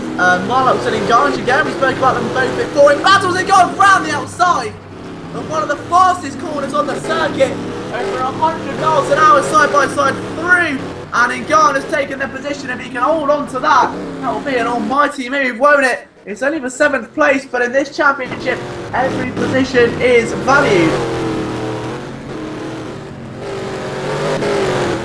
And Engange makes his way through, and he's lingering in the distance, about 40 seconds away, driving his own race currently.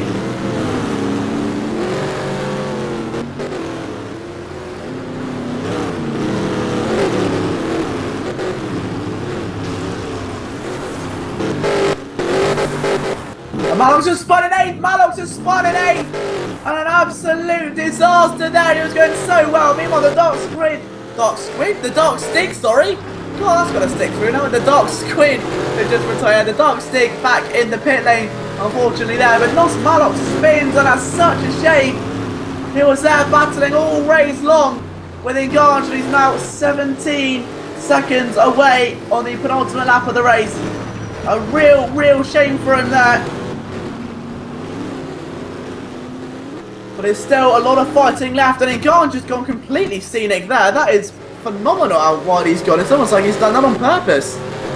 That is ridiculous. He's gone completely over the dirty side of the track without a shadow of a doubt. Dio, Andre past the left to battle for now. We've got to focus on the lead there. We've missed the overtake with all the action that's gone on behind.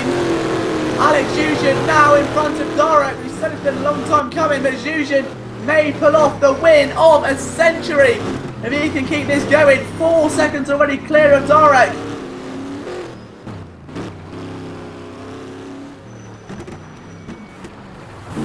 And Zhuzhin, after one of the most impressive drives back through the fields I've ever witnessed, went down to 6th at Giza, a circuit where counter-attacking is such a key strategy. Once you overtake, you're so vulnerable, and Zhuzhin just made it look so terribly easy. Has got himself 4 seconds clear. It'll be a very rewarding victory. In fact, you couldn't get more rewarding if you tried. He's played it so beautifully well.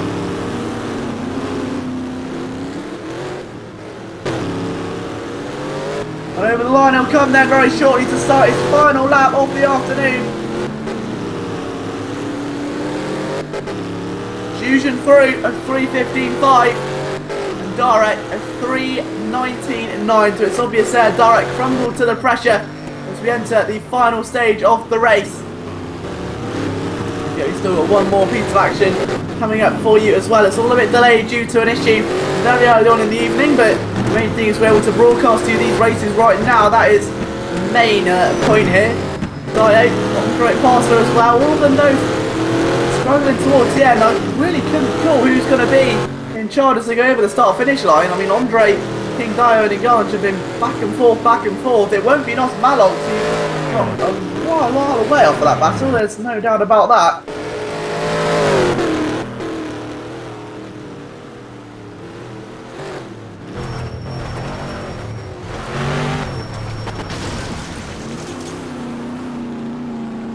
So a run through of the order so far then as we enter the final 3 or 4 minutes of racing right now.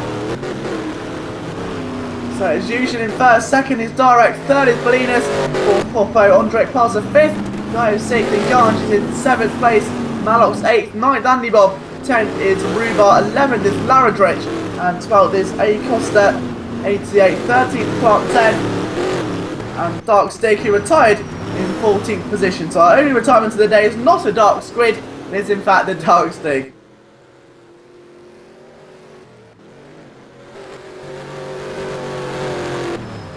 But A Costa 12th, 11th is Laradrich, as we say, and looking back up through the order, and what positions could really be up for a fight in the final few moments. There's still a lot of uncertain entities here. I think that the main one is going to be for 4th place, Popo versus Andre Passer. They've all been so special so far. As they make their way up the hill once again, Andre Passer is kind of got an advantage here. Popo's been a little inconsistent as of late.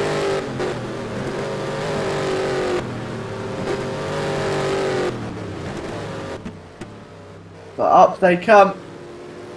And King Dio just watching on. They've all been a bit spaced out recently, and really what they all want really to make sure they get the cars over the start finish line. The buggies have been definitely battered and bruised, haven't they? There's no way around it.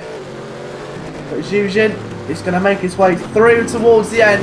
An absolute hero, no doubt about it.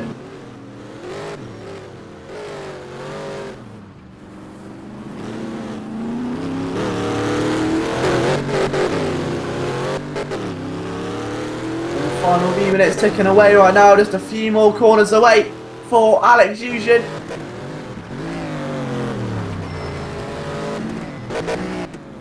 And with Darek now safely 4 seconds into the distance, it looks like it's all but over, and Alex Zhuzhin is about to pull off one of the most surprising victories of all time Darek was on pole for about 2 seconds before Giza ripped it from him at the clutch by 300 of a second. He got a terrible launch off the line, sunk down the order to 6, 39 seconds away from the lead, and still comes through as a race winner in his first race of 2015. What an incredible performance by Alex Giza. Expect big things from that young man this year. That was incredible. Darek takes second, Belinas takes third. Oh, so we think. Oh, we've run out of fuel there for a minute. I got terribly worried. At 4th place for Popo. 5th place is Ondrej Passet. Or so we think. We're going to keep an eye on this to make sure there's no late surprise moves or anything like that. Over the line they go. And yeah, so that's going to be the end of that one. 5th place Ondrej Passet. 6th King Diode. 7th Engange. 8th will be Malox. Who will be very disappointed, I'm sure, after battling for 5th and 4th earlier on. 9th place for Andy Bob. 10th place will be for Rubar. 11th. Disappointed there for Lara Dritch. He started 13th, put himself up to 5th during that opening lap. And unfortunately dropped back to 11th and was never really able to recover again, was he? A Costa is 12th place. Clark 10 is 13th. And it's everyone's favourite squid, the Dark Stig, our only DNF of the day. So a great race all in all. And the best part is one more race coming for you then. The 900 to 1100 A race is just around the corner. You do not want to miss it.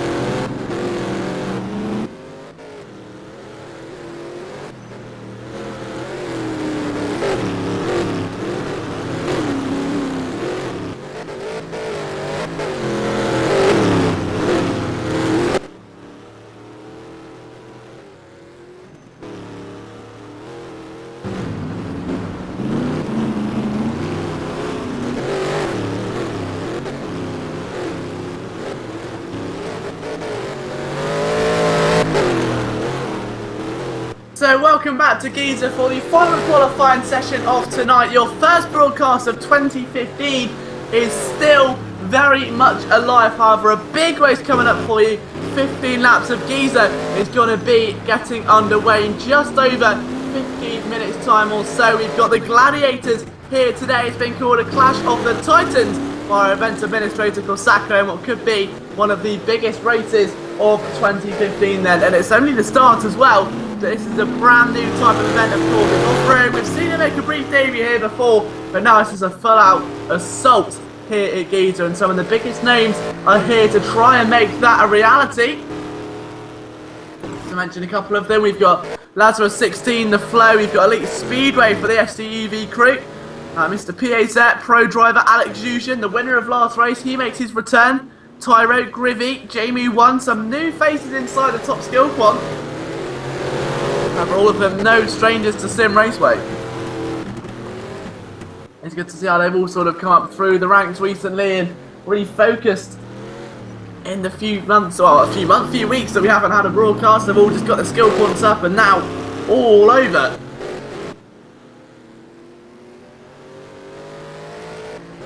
And let's just See how they can all handle this. And there's still no qualifying laps in just yet, though. We are expecting them very shortly. Be intriguing to see who really can get the most of this track then, whether it will be Lazarus, the Float, Doodle, perhaps Jolly, Cheek or Tasty's there as well. Grivy and Tyro, two drivers known to very much shake up the order at the click of a finger. Very competitive drivers indeed, never write them off. There is a lot that can change here in these events, and I highly anticipate they will. With 3 minutes to go, still no lap times in just yet. This is going to be close, isn't it? And I'm sure STEV Elite Speedway, so that's a new acquisition now, isn't it? Elite Speedway's got himself through the first lap time, so they are coming in now, then just a bit slower than I first thought. So the first time is a 3:11.750, it's a 3:12 by Lollipop. Tyro with a 3:10 gets himself fastest at the moment.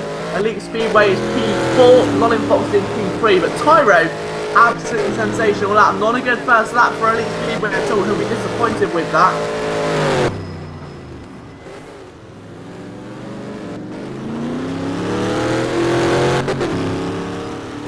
So 2:58 left, and we've got a couple more drivers making impacts now, and a lot slower there. Doodle, Lazarus, Elite Speedway, all below a 3:16. Or above, I should say. Cortese second, Lollipop third. Watch out, though, for Grivy. We've seen him really improve over the past few months of 2014. I'm sure we're doing much of the same here today. Alex Ujian, another driver, will be keen to make an even bigger impact. He's gone from being a big fish in a small pond to an average fish in an average pond. So now it could be a little fish in a very big pond. He's amongst some of the fastest drivers here.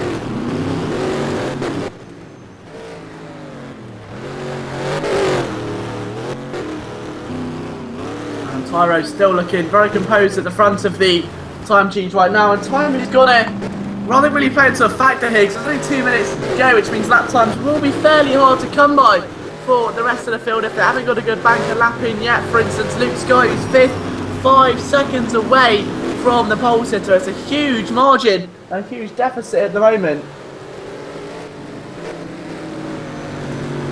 Got 1 minute 50 left.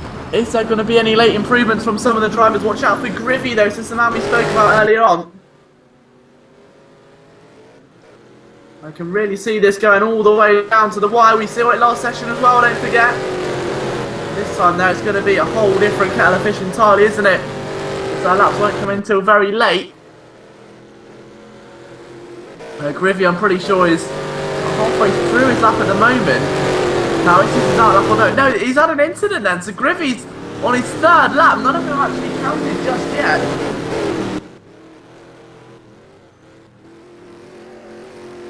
And through the little hammerhead section, Grivy goes, and he's really looking like he's going to be struggling here today. Not good news. We expected some big things from him, but with the session now hitting the 1 minute to go mark, the drivers have got to try and get a big lap time in here. The fastest is 3:10 from Tyro so far. Cortese P2, don't forget. Lollipop 3rd, Jamie 4th, the Flow rounding out your top 5.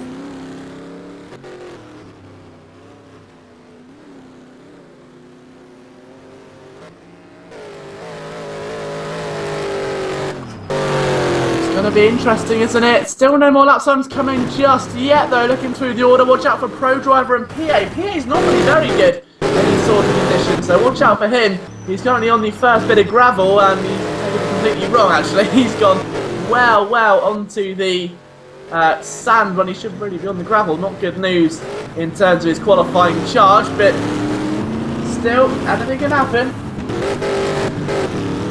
Cortese shuffles his way down. You've got Lollipops in 3rd, 4th is Jamie, 5th Float, 6th Luke Sky, 7th is Elite Speedway. Now he's stopped that last Elite Speedway session over. Now we're going to get a bombardment of time numbers. Look at the final corner. 4 or 5 cars all making their way through. The first of them belonging to, I think that's Lazarus 16, so where will he improve to, if anywhere? Doodle 127 looks a bit slower. Pro Driver goes 7th, good lap there for him. The Flow doesn't lap there, it doesn't override what we saw at the front of the field.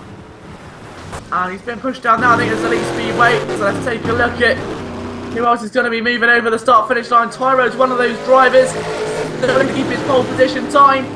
And does he improve it, actually? I don't think he does, no, but Cortese's still out there, Lollipop's still out, Jamie's still out. He's far, far from safe at the moment. Jushin's still out. He's up to 10th with that last attempt. So don't write him off just yet. The winner from last event.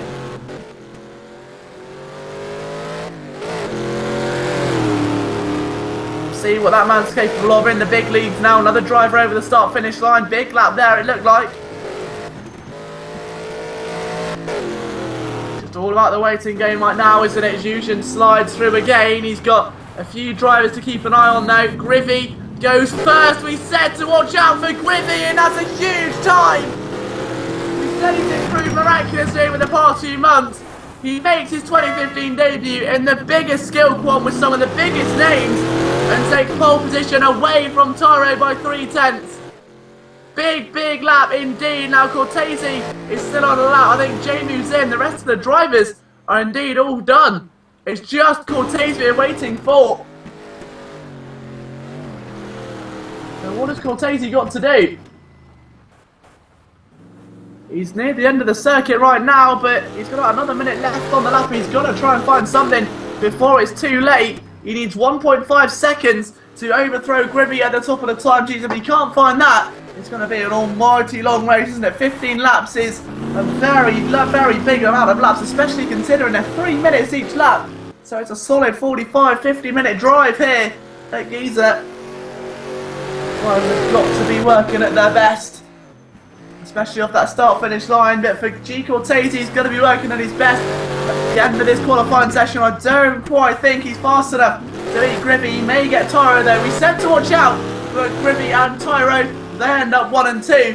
Cortese is one of the elite here at Simraceway. How is he going to fare when it comes to the overall package of qualifying over the start-finish line? He's going to come then. The first qualifying session of 2015 is over and done with. Will it be a happy new year for G. Cortese?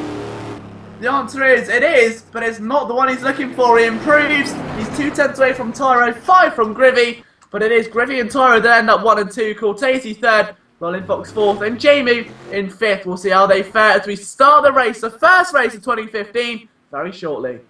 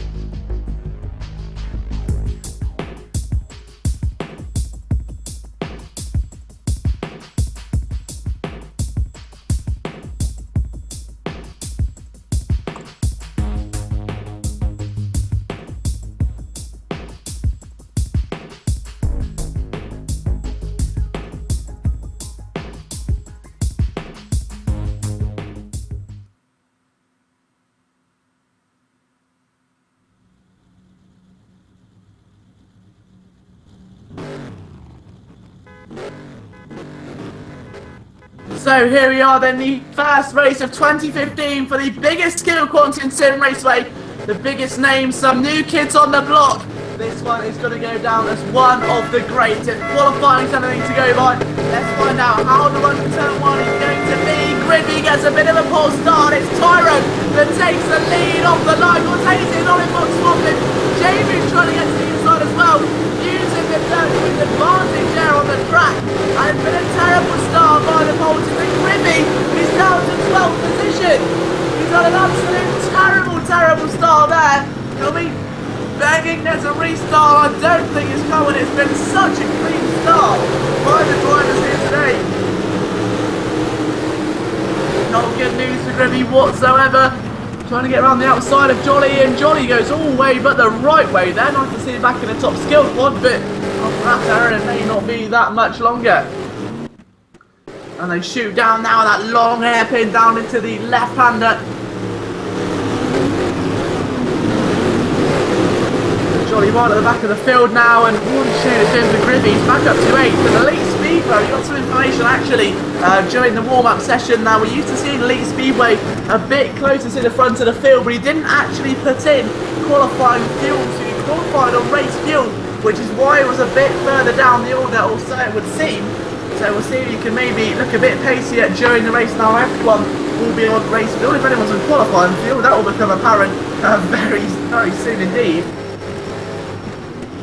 But now Pro Driver again using all the inside there, and this is something that top Skillquant are doing that not many others did. Everyone was a little bit hesitant previously to get onto the sand and try and gain an advantage on your opponents, but the top Skillquant really are going for it, aren't they? They're taking every bit of an advantage they can get. If it goes wide, doesn't matter.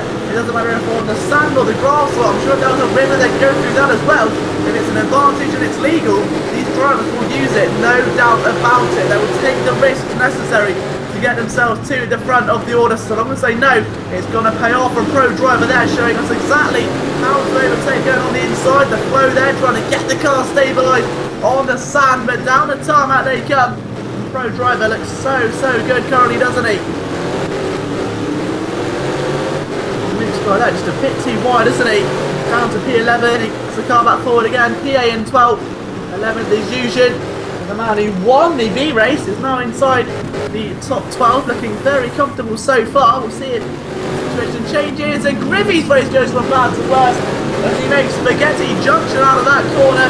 Every car scrambling around him. He's down to 7th again, trying to go on the inside of Doodle 127. He's made a mistake, comes back to the inside of the next corner. It's a genius bit of driving.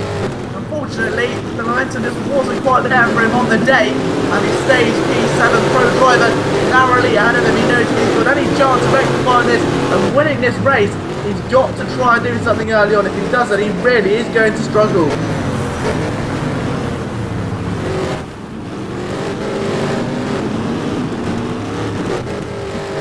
And look at them all there piling through in towards the final corner. That was a little bit messy, wasn't it? These buggies getting up close and personal to the outside there. It's looking Elite Speedway. He's actually down to 9th, so further backwards by the looks of it. So it's not been a productive start for Elite Speedway by any stretch of the imagination. Down through the tarmac they come, over 100 miles an hour for these buggies. And your race leader currently Cortese to Tyro's down to 4th.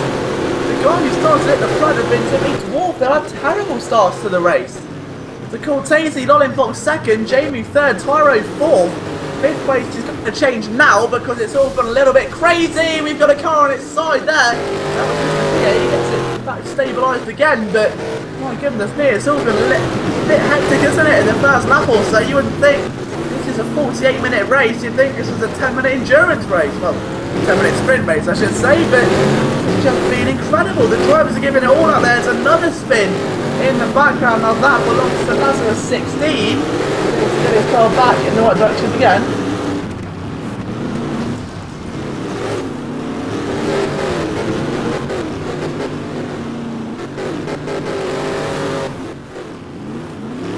We've got another cut. Now that's Lazarus off.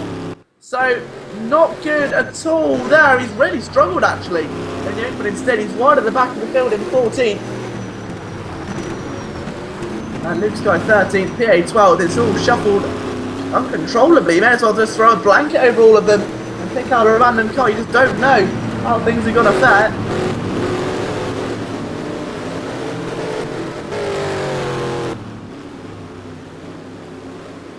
Cortese goes a bit wide. Now notice that line. Now was that intentional or no? He's had to turn in very, very early to get onto the tarmac, and that has worked out fairly well for him. He's 13 seconds clear. We've seen this every race this evening actually. The leader gets such a good launch.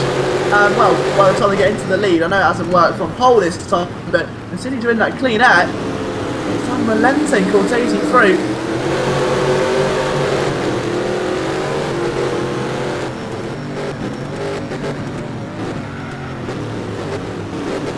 Now the rest of the field have just got to try and pick up the pieces, really.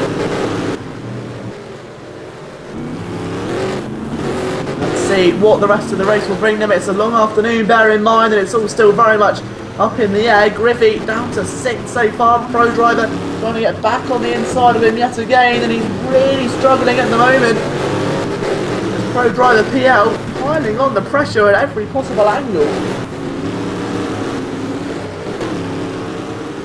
Griffey just ahead of Pro, then you've got the flow there as well, all just coming around with Giza.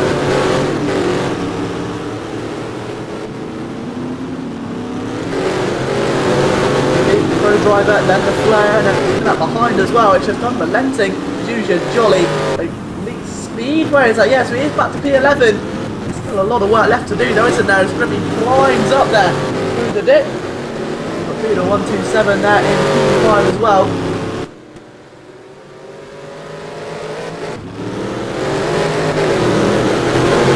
The start finish line, they're going to come again then to start their third encounter of 15, and Griffey side by side with Doodle 127. They're starting to get a bit more intense there for him, aren't they? As they make their way now down in towards turn number 1 again. We've seen some passes on the outside of that corner here today.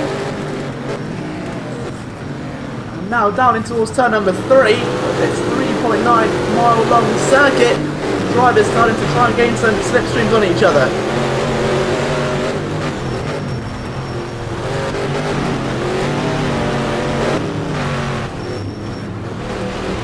Doodle still 6th, then you got 7th there at the moment. It's Pro driver, then the flow, then Jolly. 8th place is Elite Speedway.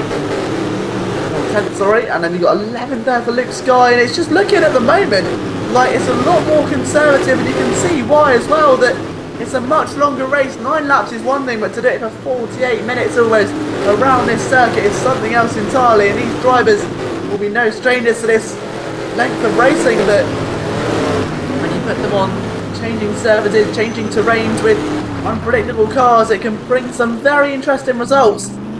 Right now Cortese though, 16 seconds clear of Lolin Fox in second, who in his own right is only 4 seconds ahead of Jamie 1, so the battle for second still very much alive at this stage.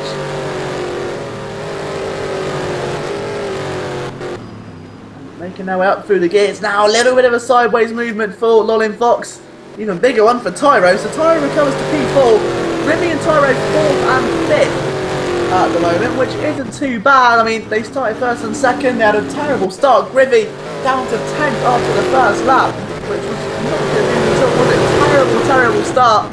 Everything that could have gone wrong pretty much did. So to recover to P5 this early on, it's an encouraging sign. He's not out of the woods just yet though. He was only a few seconds away. I'm sure that gap's still going to come crashing down very shortly. Janeway 3rd, Lolin Fox 2nd.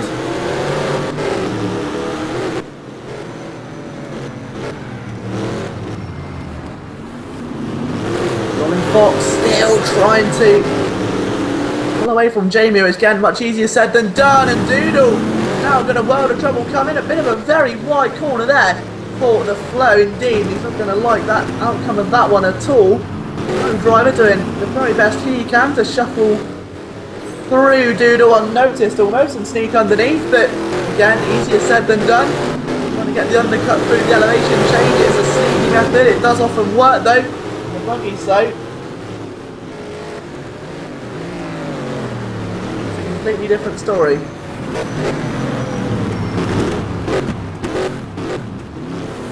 Elite Speedway down to 9th. He's got a lot of work to do to clamber back up through the field. Pro driver battling there, and that is with Doodle127. The flow is also there, almost 3 wide. They're all shuffling around currently.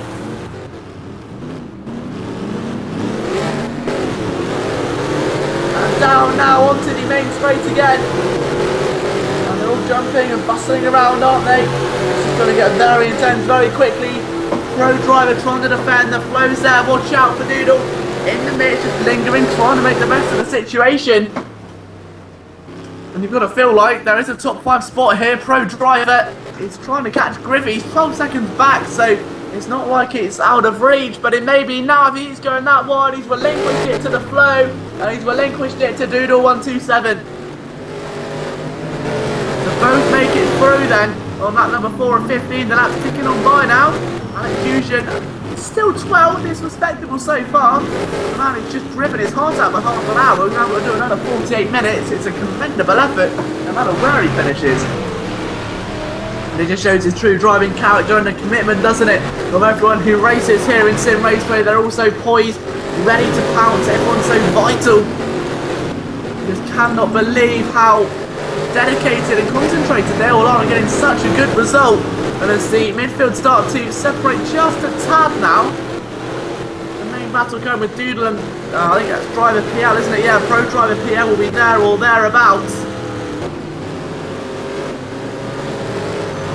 This is going to be a very interesting race, isn't it? And bear in mind, these buggies are designed for this sort of terrain. And a massive hello as well to everyone watching on the YouTube comments. And to Thomas, who did not realise, well, who was wondering what sort of game this is. This is Simraceway, the free-to-play racing simulator. Be sure to go and check it out, simraceway.com, and you too can be featured in some of these cash prize rewarding championships. If you want to get in touch on social media, facebook.com/simraceway, Twitter is @simraceway, and there's plenty of information you won't want to miss, including how big a fans we are of world touring car sensation and legend Tom Coronel, some of the most successful events in his career at Brno and Donington. 2 rounds where we will see a bit later on in this championship, and the first one contributing to his efforts at the Dakar Rally during the 2015 year. Great way to kick off 2015, isn't it? Cortese still ahead of Lolin Fox. Jamie still P3 with Tyro all over the back of him currently as they make their way down. We'll see what Tyro's got in store for him though.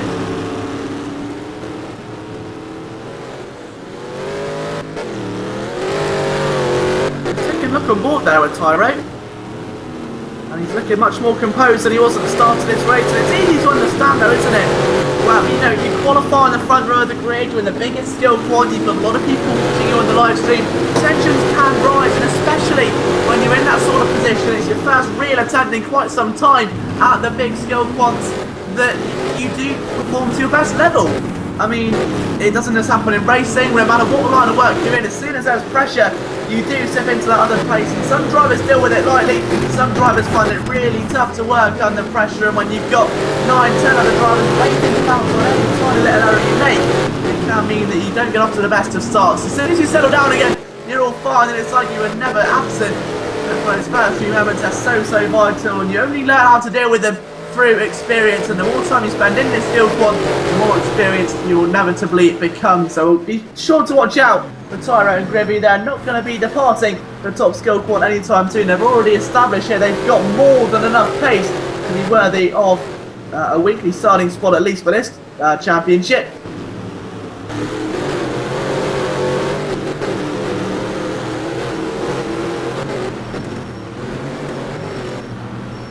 And still Tyro behind Jamie at the moment. 2.4 seconds. Griffey, and they've got the flow sick. Doodle127 is in 7th behind Pro Driver. He's trying to get all through the inside there. And he didn't quite get it off. And look how much extra room these drivers have taken. I haven't seen this actually. It's very experimental by both. And Pro literally sideways there. We're over the first third of the race. And now trying to get around the outside, he's realised Doodle's made a bit of contact and both cars end up going off. So I'm pretty sure will relinquish the position shortly. Luke Sky's there though, so he's up to kind of carry on. Luke Sky's going to inevitably push his way through. So Luke Sky, we say he usually resides around 8th position, that's where he is now.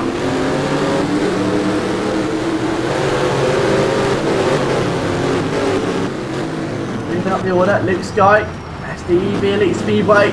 Alex Giza in 10th now once again, and that could well become 9th very shortly because look at that gaggle of buggies now. This is not something you see in any other racing sim, is it? This one's going to go down in history as one of the true new eras almost of Simraceway. We've taken a completely whole new direction with this, and the drivers seeming to love every second of it. It's a real task trying to get these buggies round unscathed, and Mr. Jolly will be feeling quite jolly if he can pull past Alex Giza. And then Doodle 127 as well, but on the inside line it's a lot easier said than done. P8 doing a lot more than needed. Try and keep himself ahead right now though, but all drivers just need to try and get themselves into a rhythm.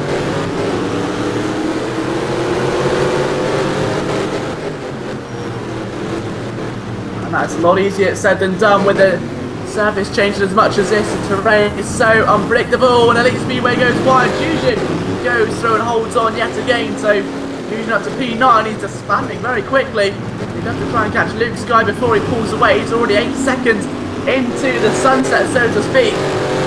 Soaring here to Egypt. I'm sure the drivers wouldn't mind a sunset right now. 5 cars all battling with Alex Giza to try and take P9 away. Mr. Jolly now trying to overtake Elite Speedway yet again. Trying to move to the outside, but it's not the conventional overtaking manoeuvre, is it? Giza drifts through.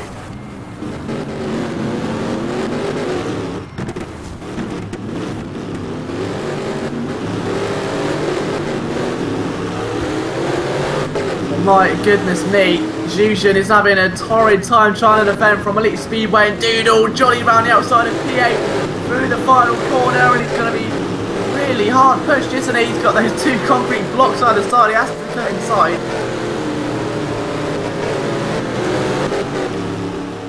And Jolly, someone's wheels come off there. Who does that belong to? That's Giza. No, I beg your pardon, Elite Speedway. STEV Elite Speedway, our first retirement of the race, I'm sure. Yeah, it is. It's completely just lost the wheel. Now that is a really bizarre incident. There was no contact with another car. That was completely self-inflicted. So out of the race goes Elite Speedway. I'll be absolutely gutted with that. And retirement in the first race of the championship, not the way any driver wants to start. And with these buggies without headlights, there's no way to challenge other drivers and get them, upset mentally. The mirrors won't reflect any other light than that beating down and the blazing hot sun here in Egypt. And Jamu keeping ahead of Tyro with Gritty 5th, Flo 6th, Pro Driver 7th, Luke Sky in 8th, Giza 9th, PA 10th, Jolly 11th, and Doodle currently is in 12th position. It'd be great to see. Someone mentioned in the comments there that this track run at night time, and what a tremendous race that really would be. Seeing Giza at night time with only light coming from the cars, whether it's the buggies or Simraceway's latest vehicle edition, which I'm sure you'll get to grips with very, very shortly if you haven't already got hold of it. Grivy, Tyro, the 2 cars who started in 1st and 2nd position, now 4th and 5th respectively.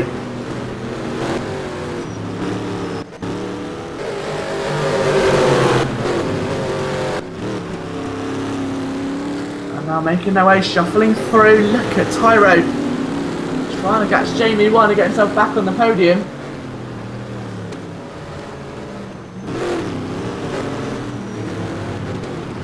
But look at the elevation change here, and the car naturally steps outside the comfort zone, and many drivers, you've got to work very hard to keep it under your own reins, and it takes a special kind of driver to not even lose it at least once around such a difficult circuit. Jolly and PA currently 10th and 11th as battles start to form all the way through the field. We approach the halfway mark of this race, and in about 2 to 3 laps time, so you've got another 10 or 11 or so minutes before we even hit halfway. It really is an endurance race in buggies. I never thought I'd be saying that, but it really is working out beautifully. Such a gracious car and track combo, and one which has attracted a lot of attention, both from the drivers and who are watching the broadcast. Jolly still trying to make a way past into the top 10 through PA, but it's a little more difficult than it first seemed, isn't it? Can you get to the inside there? Bit of a nudge on the barrier. We're going to try and get the undercut, and that may actually work for a change. He had a bit of a nasty attack there, didn't he, with the inside barrier, and that has in turn actually gifted Mr. PA a little bit more time.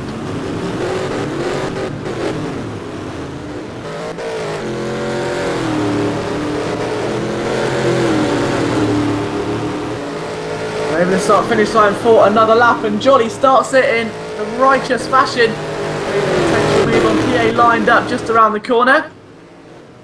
Keep an eye on what's going on the heavily dominated front of the field though. 30 seconds clear now is G. Cortese from Lolin Fox. It's an incredible feat. He's a minute clear already of Jamie 1, and we're only 7 laps in. Cortese has taken this race to new heights, and it's incredibly convincing here. The man is on a mission right now. Well, Mace Cortese isn't actually in the Dakar Rally at all. That's insane. He should be in the real one, because the man has got some tremendous pace right now, and the consistency levels are through the roof.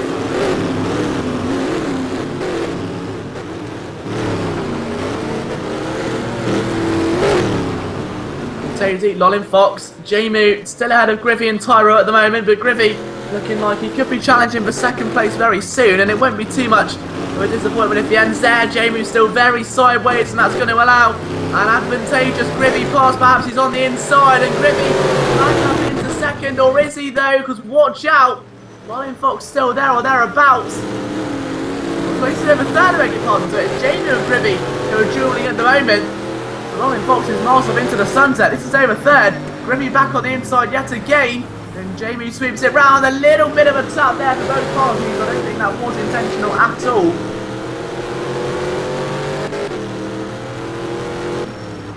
Jamie keeping his head nice and screwed on. Griffey just needing to find a bit more, isn't he? Needing to dig a bit deeper and look into the future races to see what kind of advantages he can gain. He's got to study the laps, study how Jamie 1 approaches the corners. Is there enough time to maybe push your way through? Is there a certain corner he's consistently making an error at? Is there not? There's literally only one way to find out, and that is to keep studying these lap times.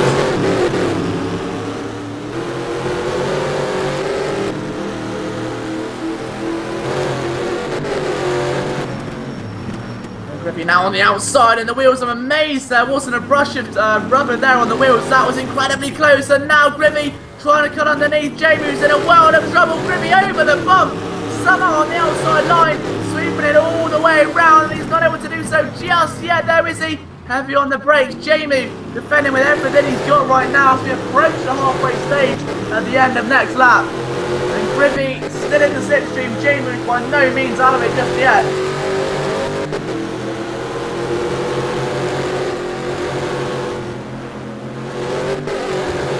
Jamie just ahead of Griffey right now, and Griffey trying to get himself to the inside, and Jamie having absolutely none of it. Very, very stern defending through there, not letting the outside line or the overdrift, we'll call it, where you can just run onto the sand and push your way through. He's not letting that become an option in the slightest, is he? A bit further down the field, there is another battle starting to form now with Doodle and Lazarus. And Lazarus is in 12th place, Doodle 13th, as Lazarus gets to the inside. Doodle's got a lot of work left to do, isn't he? Down to 13th now, was previously 12th.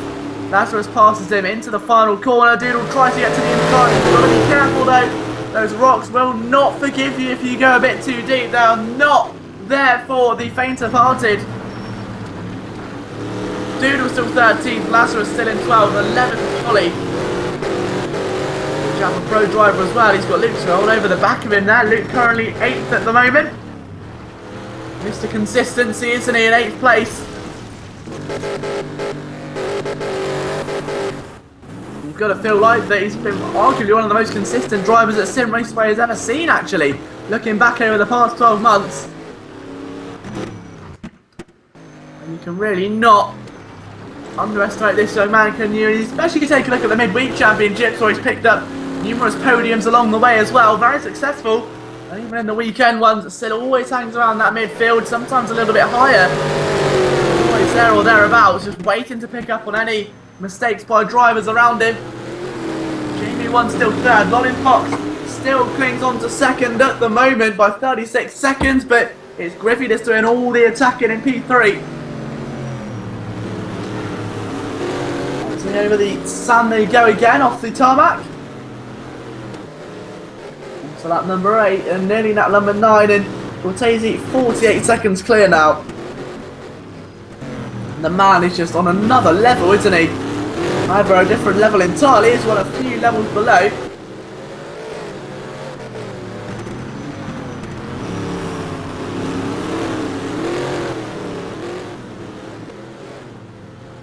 And the pro driver and Luke Sky still at war at the moment.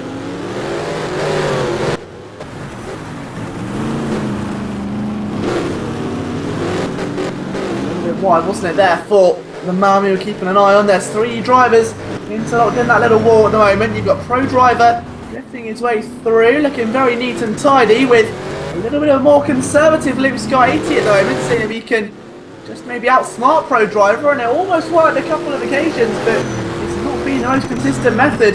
Pro driver's more ragged and more Fernando Alonso-like driving approach. It definitely earned him 7. Be able to keep it there or no, it's another issue entirely.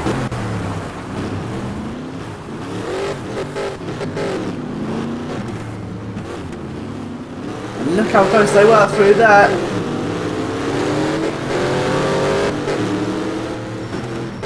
Three drivers now have got so much work left to do, haven't they?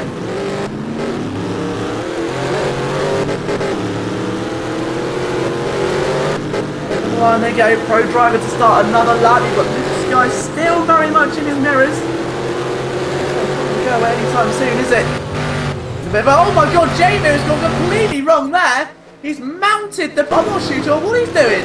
Whether that buggy got a bit excited or no, I'll never know, but it was mounted on the top of the banking. And he's in turn literally lost every bit of momentum he was had. He was fighting with Ribby, he's now fighting with the other man who started on the front row, Tyro in P5. This is going to be very intriguing to watch.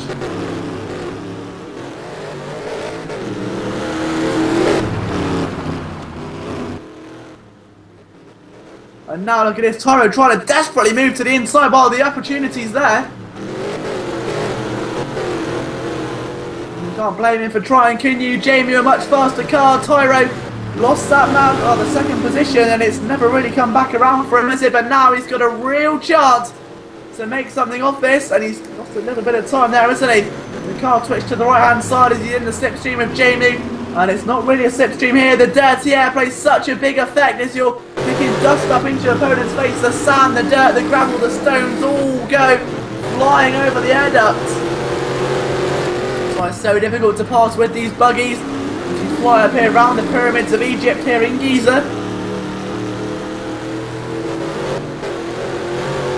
Tyro's still looking to try and move himself to the inside. Jamie having to defend very wide indeed. He almost went to the outside barrier there. Now that is, I'm sure, not in his playbook. He didn't really want to be doing that. Now down through the tarmac, onto the right-hander he comes. Jamie still holding on now, but it's not like he's dominant. He's not like he's 7 minutes away now. Or, you know, 76 seconds, or however much it would have been. 76 seconds, that's pretty much the gap that Cortese's got to these two drivers. Jamie has no safety margin whatsoever as of right now. Tyro gently trying to breach his way through on the inside. Unable to do it just yet though. Early on the throttle there in second gear to try and keep the revs nice and high. It means that the back end is more liable to step out, which in these cars more of a blessing than a curse, believe it or not. You're coming towards the end of lap number 9 and so there'll be 6 laps left remaining here at the Giza circuit. Second circuit built around the pyramids. Luke Sky there at 8th place as well.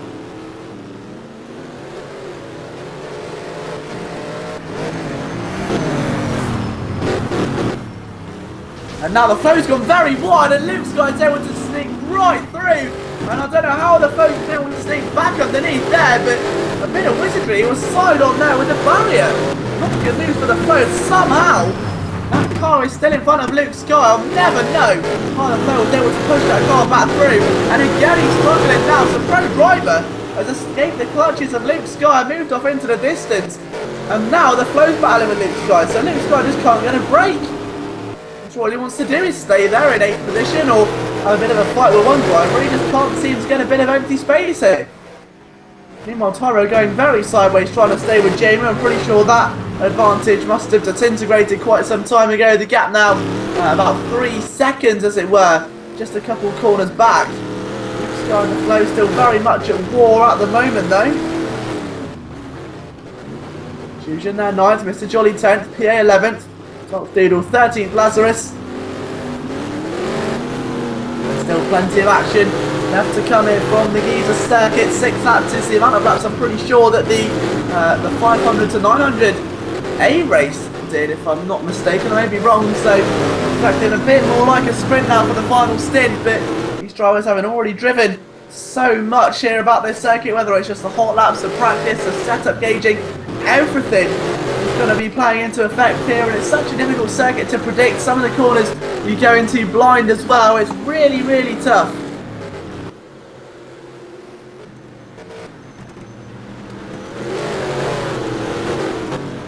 Fox now 32 seconds away from G Cortese. I'm sure we'd love that to be a lot less, but there's only one way it's going to change, isn't it? And all these drivers just desperately trying to move their way around the order so quickly, so gracefully over the dirt in a different tarmacs, but it's not easier said than done.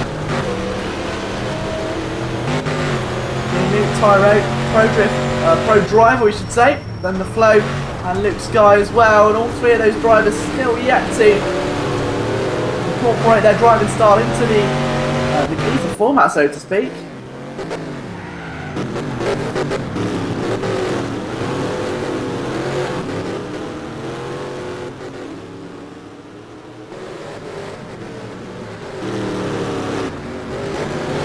Cortese comes for another lap then, so 5 laps remaining left for our race leader. Cortese over the line. Let's take a look at the lap time. It is a 3 minute 12.7.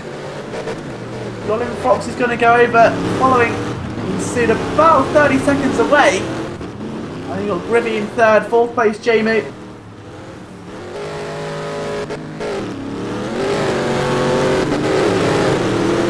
Tyro, Pro Driver. Then the Flow, and look at Luke Sky still all over the back of him easily. The closest battle on the circuit is this one. Luke Sky trying to move to the inside. Can he do it? Not quite.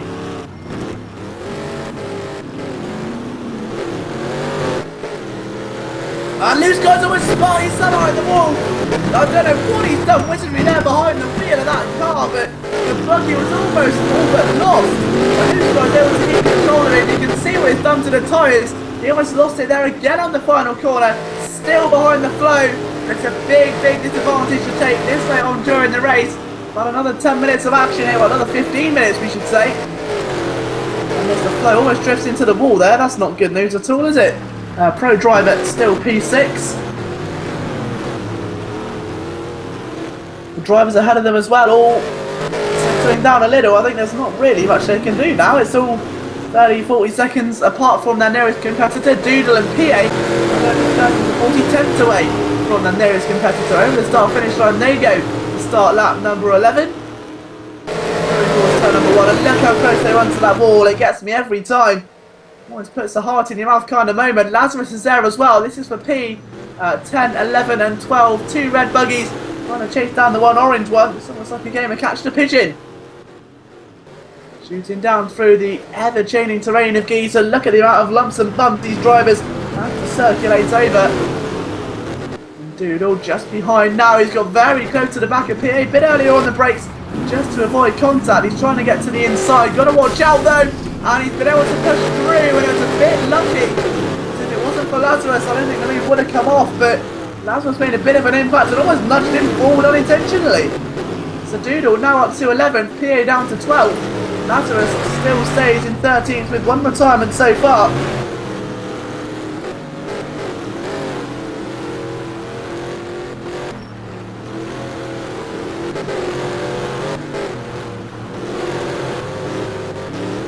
Now you can really see this is absolutely sensational right now. The Wall of Pharaohs, as has been referenced there just by our race administrator Kosaka. And just quickly taking a look into the YouTube comments again and seeing what you guys are sort of suggesting. Be sure to leave your comments in the YouTube part of the broadcast if you haven't already. You can see all the mini pyramids that has been noticed already. Some of them referencing times where we've seen the Evo X here racing in the past. Absolutely brilliant to see this circuit back in use yet again. A bit further back, you're going to see Pro Driver and the Flow, Luke Sky, all still very much alive in that battle. 3 drivers all jostling around for position. We're coming towards the end of this race now, the last stint, arguably the most important. It's all going on in 14 laps, but if you fail it on the 15th and you choke and you make a silly error, then there's no relevance to leading those first 14. Champions are made in the final stint of the race, not the first. This is what all drivers are going to be aware of. This is where people like Luke Sky really do come into their own, because they are so conservative, so sensible with their driving, that when you get towards that final stage, almost uncatchable. PA and Doodle, 12th and 11th at the moment. They've had a brilliant run so far. And bearing in mind that these are really uncompetitive positions in the grand scheme of things. It's a 3-round championship. You want to be getting top 5s really all round if you've got any hope of winning. But Doodle, PA and Lazarus have been battling hammer and tongue up race after race, lap after lap, corner after corner, and overall these drivers have now done 70 miles of racing, and it's still been absolutely unbelievable. They're still hammer and tongue, and it just goes to show that it doesn't matter how far down the order you go, you'll always find some competitive racing. This is what makes the Skillquant system so special.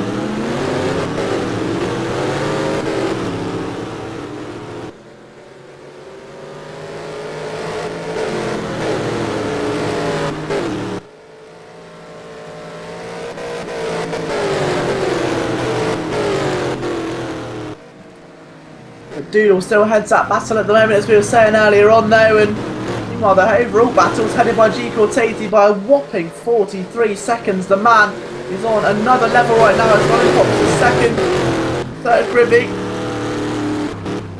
fourth belonging to Jamie, fifth Tyro, Pro Driver in sixth, the Flow 7th, 8th place is Luke Sky, 9th Mr. Jolly, and 10th Alex Eugen, so the winner of the B race, now currently inside the top 10. It's a much better performance from him. He was lingering outside between about 11th and 12th I think before, so to see him inside the top 10 and a race winner after dropping down to 6th in the B race is absolutely fantastic.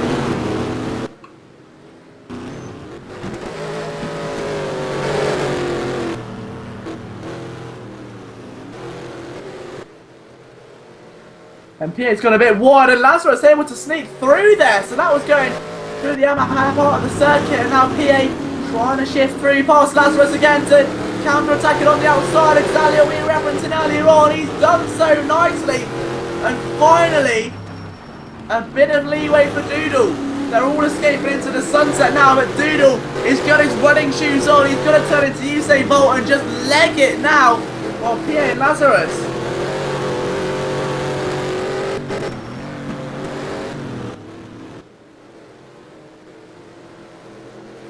yeah, just trying to move his way through past Doodle, and it's just not having it right now. He's got to do this while that bit of momentum is on his side for not much longer. He's just passed Lazarus. He had more speed onto the slipstream, onto the tarmac. He's got a bit of a draft from Doodle.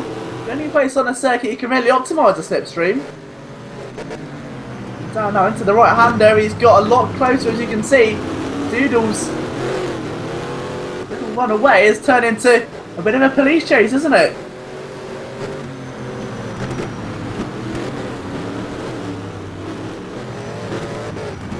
Now round the outside is PA going, and he's going to look for it, and he's been declined. And Lazarus was so close to making contact there. These 3 drivers are all neck and neck here into the closing stages. About 10 minutes after racing to go. And Lazarus through that little bumpy chicane. He's been great so far today, but great in the final stint. Even down in 13th, we're seeing some incredible racing, and it's something you do not get in any other sim racing championship, whether it's a competitor, whether it's a sim on console, PC, it doesn't matter. Online competitive racing has been revolutionised here by Simraceway. Battles throughout the order.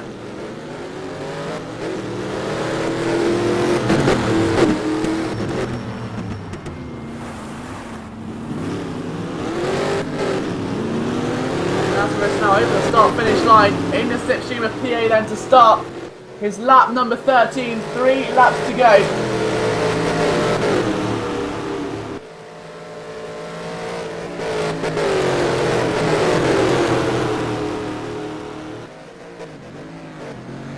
Now the sun's almost getting a little bit darker, isn't it? It looks like, as Lazarus almost clips the inside barrier.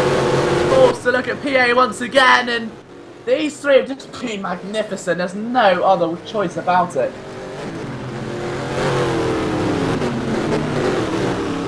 The choice of words is so minimal. I mean, they're just absolutely fantastically talented drivers. To race this closely for this amount of time is a real skill set, and one that Lazarus 16 has acquired.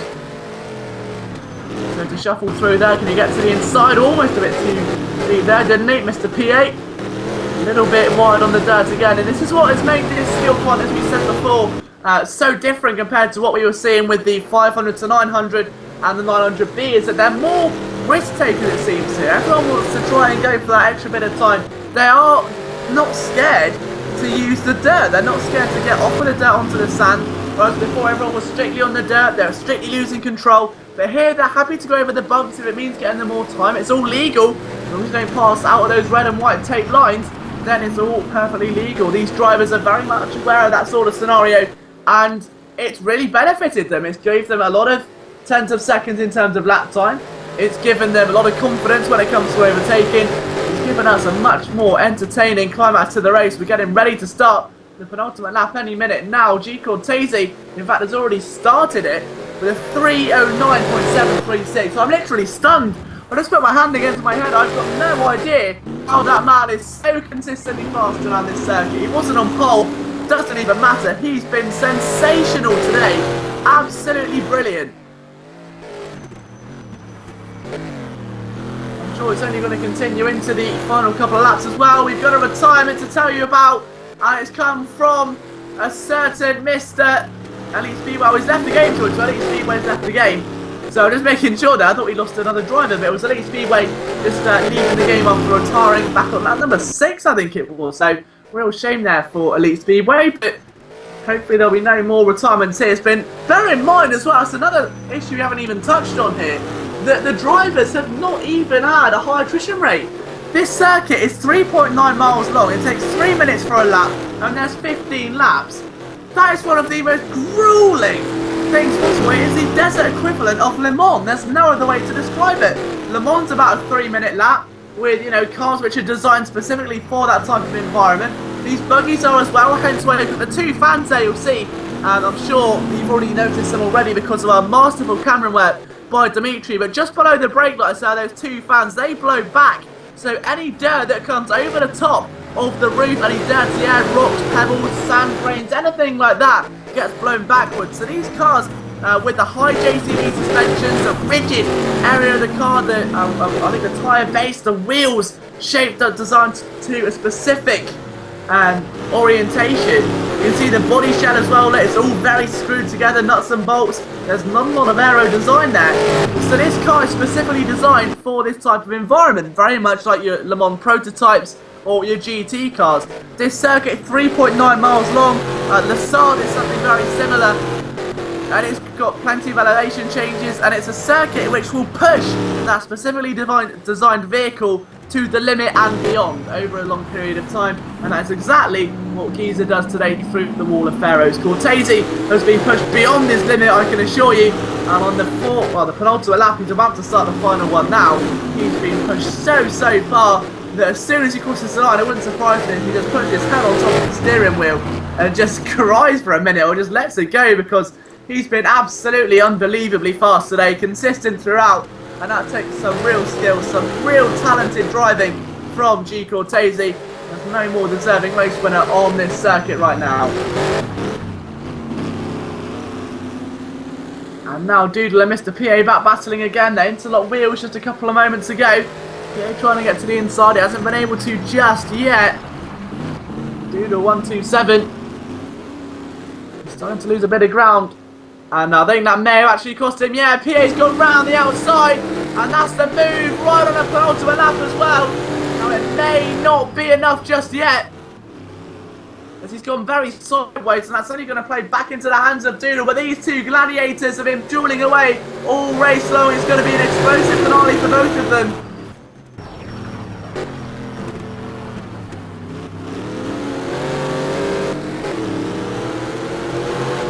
Onto the tarmac they come. PA back in control for a brief amount of time.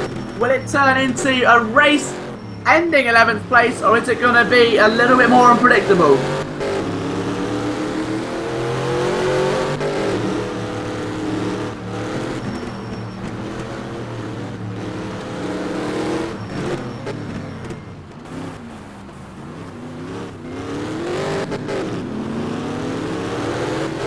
So shooting through they come then. The final lap's already been started by G. Cortese, Lolin Fox and Griffey. Jamie's just started as well as Tyro. Pro driver just about to get onto it. Now that's another battle that's sort of almost slipped under the radar, isn't it? Pro driver and the Flow. They're currently 6th and 7th at the moment. And they've been slowly building up this hype, this excitement, this slight tension. And now it's all come down to this then. Final lap. This is where heroes turn into legends, or racing drivers just turn into heroes in the first place. You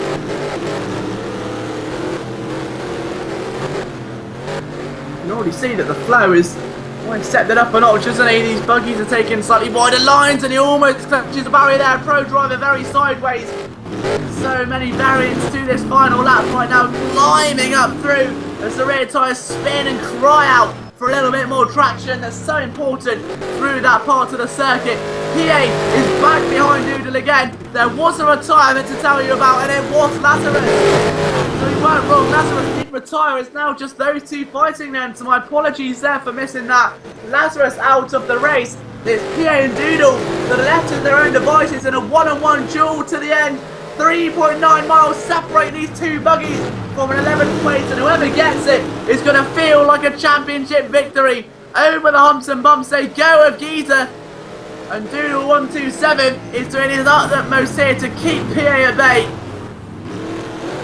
Jusian stays 10th currently, Luke's going 9th, the Flow's 8th, but look at him now trying to re-attack Pro Driver to the inside. He goes. He's not going to get enough momentum through there. He needs a little bit more speed. But you could not ask for a more climatic finish than this. We've got to keep a look at G. Cortese there, because he is approaching the final corner, and this is arguably the most dominant victory I've ever seen. He got into the lead very early on from Griffey and Tyro. Never looked back. He's weaving already before he even gets to the tarmac. That's how confident this young man is, and this is a sign of things to come. Watch this space. Cortese is going to explode during 2015. He is your first winner of your off-road and touring championship, the first race winner of 2015 in this Skillquant. He has the perfect start to the new year, and I'm sure that that was one of his resolutions, to be more competitive, and he's gone absolutely all out on that front, hasn't he? What a win by 48 seconds. Lolin Fox takes second. He'll be over the moon with that. Griffey ends up on the podium. What a return to the top Skillquant there. Griffey will be delighted to be on the podium. Jamie was going to finish 4th behind, well, just ahead of Tyro, I should say. Tyro's going to follow him all the way to the flag, though I'm pretty sure it's going to be quite a tight finish. Out of the final corner they go, and down over the tarmac once again. But Jamie finishes 4th, Tyro 5th, Pro Driver will be 6th, I think, just ahead of the Flow. There's still a little bit of uncertainty regarding these two, though. The Flow goes a much wider line there to avoid the sudden abrupt elevation change. But into the final corner, I'm pretty sure the Pro Driver has got that all settled down inside. He's got the ribbon on it. It's in the post box. Yeah, down over the straight you go then. So Pro Driver finishes 6th, despite a late onslaught from the Flow. Mr. Jolly is going to finish in P8 then. 9th for Luke Sky, 10th for Alex Jusian, 11th for Doodle, 12th for Mr. PA. I think he's not going to be able to get it in the end. We'll keep an eye on him anyway. Our two retirements, Lazarus and SCEV Elite Speedway. Just a few more corners to go. This one's by no means over for those two. The last two gladiators on the circuit, and maybe over 11th position. Hasn't stopped these guys giving it 120% all race long, is it? Not by any means. Down into the final corner, and is Doodle gone a bit too wide? Has PA got any hope of a win of that position? The answer is no. Doodle takes 11th, PA loses control and will take P12. So your final race standings for your first round of the Off-Road and Touring Car Championships is G. Cortese that takes a dominant win by well close to a minute, over 40 seconds there for him. Lolin Fox takes second. Grivy ends up on the podium. A great return to top Skillquant Racing there for him. Jamu takes fourth. Tyro fifth. Sixth Pro Driver. Seventh The Flow. Eighth Mr. Jolly. Ninth Luke Sky. Eighth place, as you say that, just in front was Luke Sky was Mr. Jolly. Alex Hugen was P10. Doodle 11th. P8 in P12. 13th for Elite Speedway. And that rounds out your runners for this evening. So we've got a bit delayed at the end, and there was a bit of a bump along the way, but then again, it's an off-road championship, so it kind of goes with the territory, doesn't it? But from myself, Liam Jenkins, it's been a true privilege to be back in the Simraceway commentary booth again. As we say, I know it hasn't all exactly been perfect here tonight. There's been a few technical issues.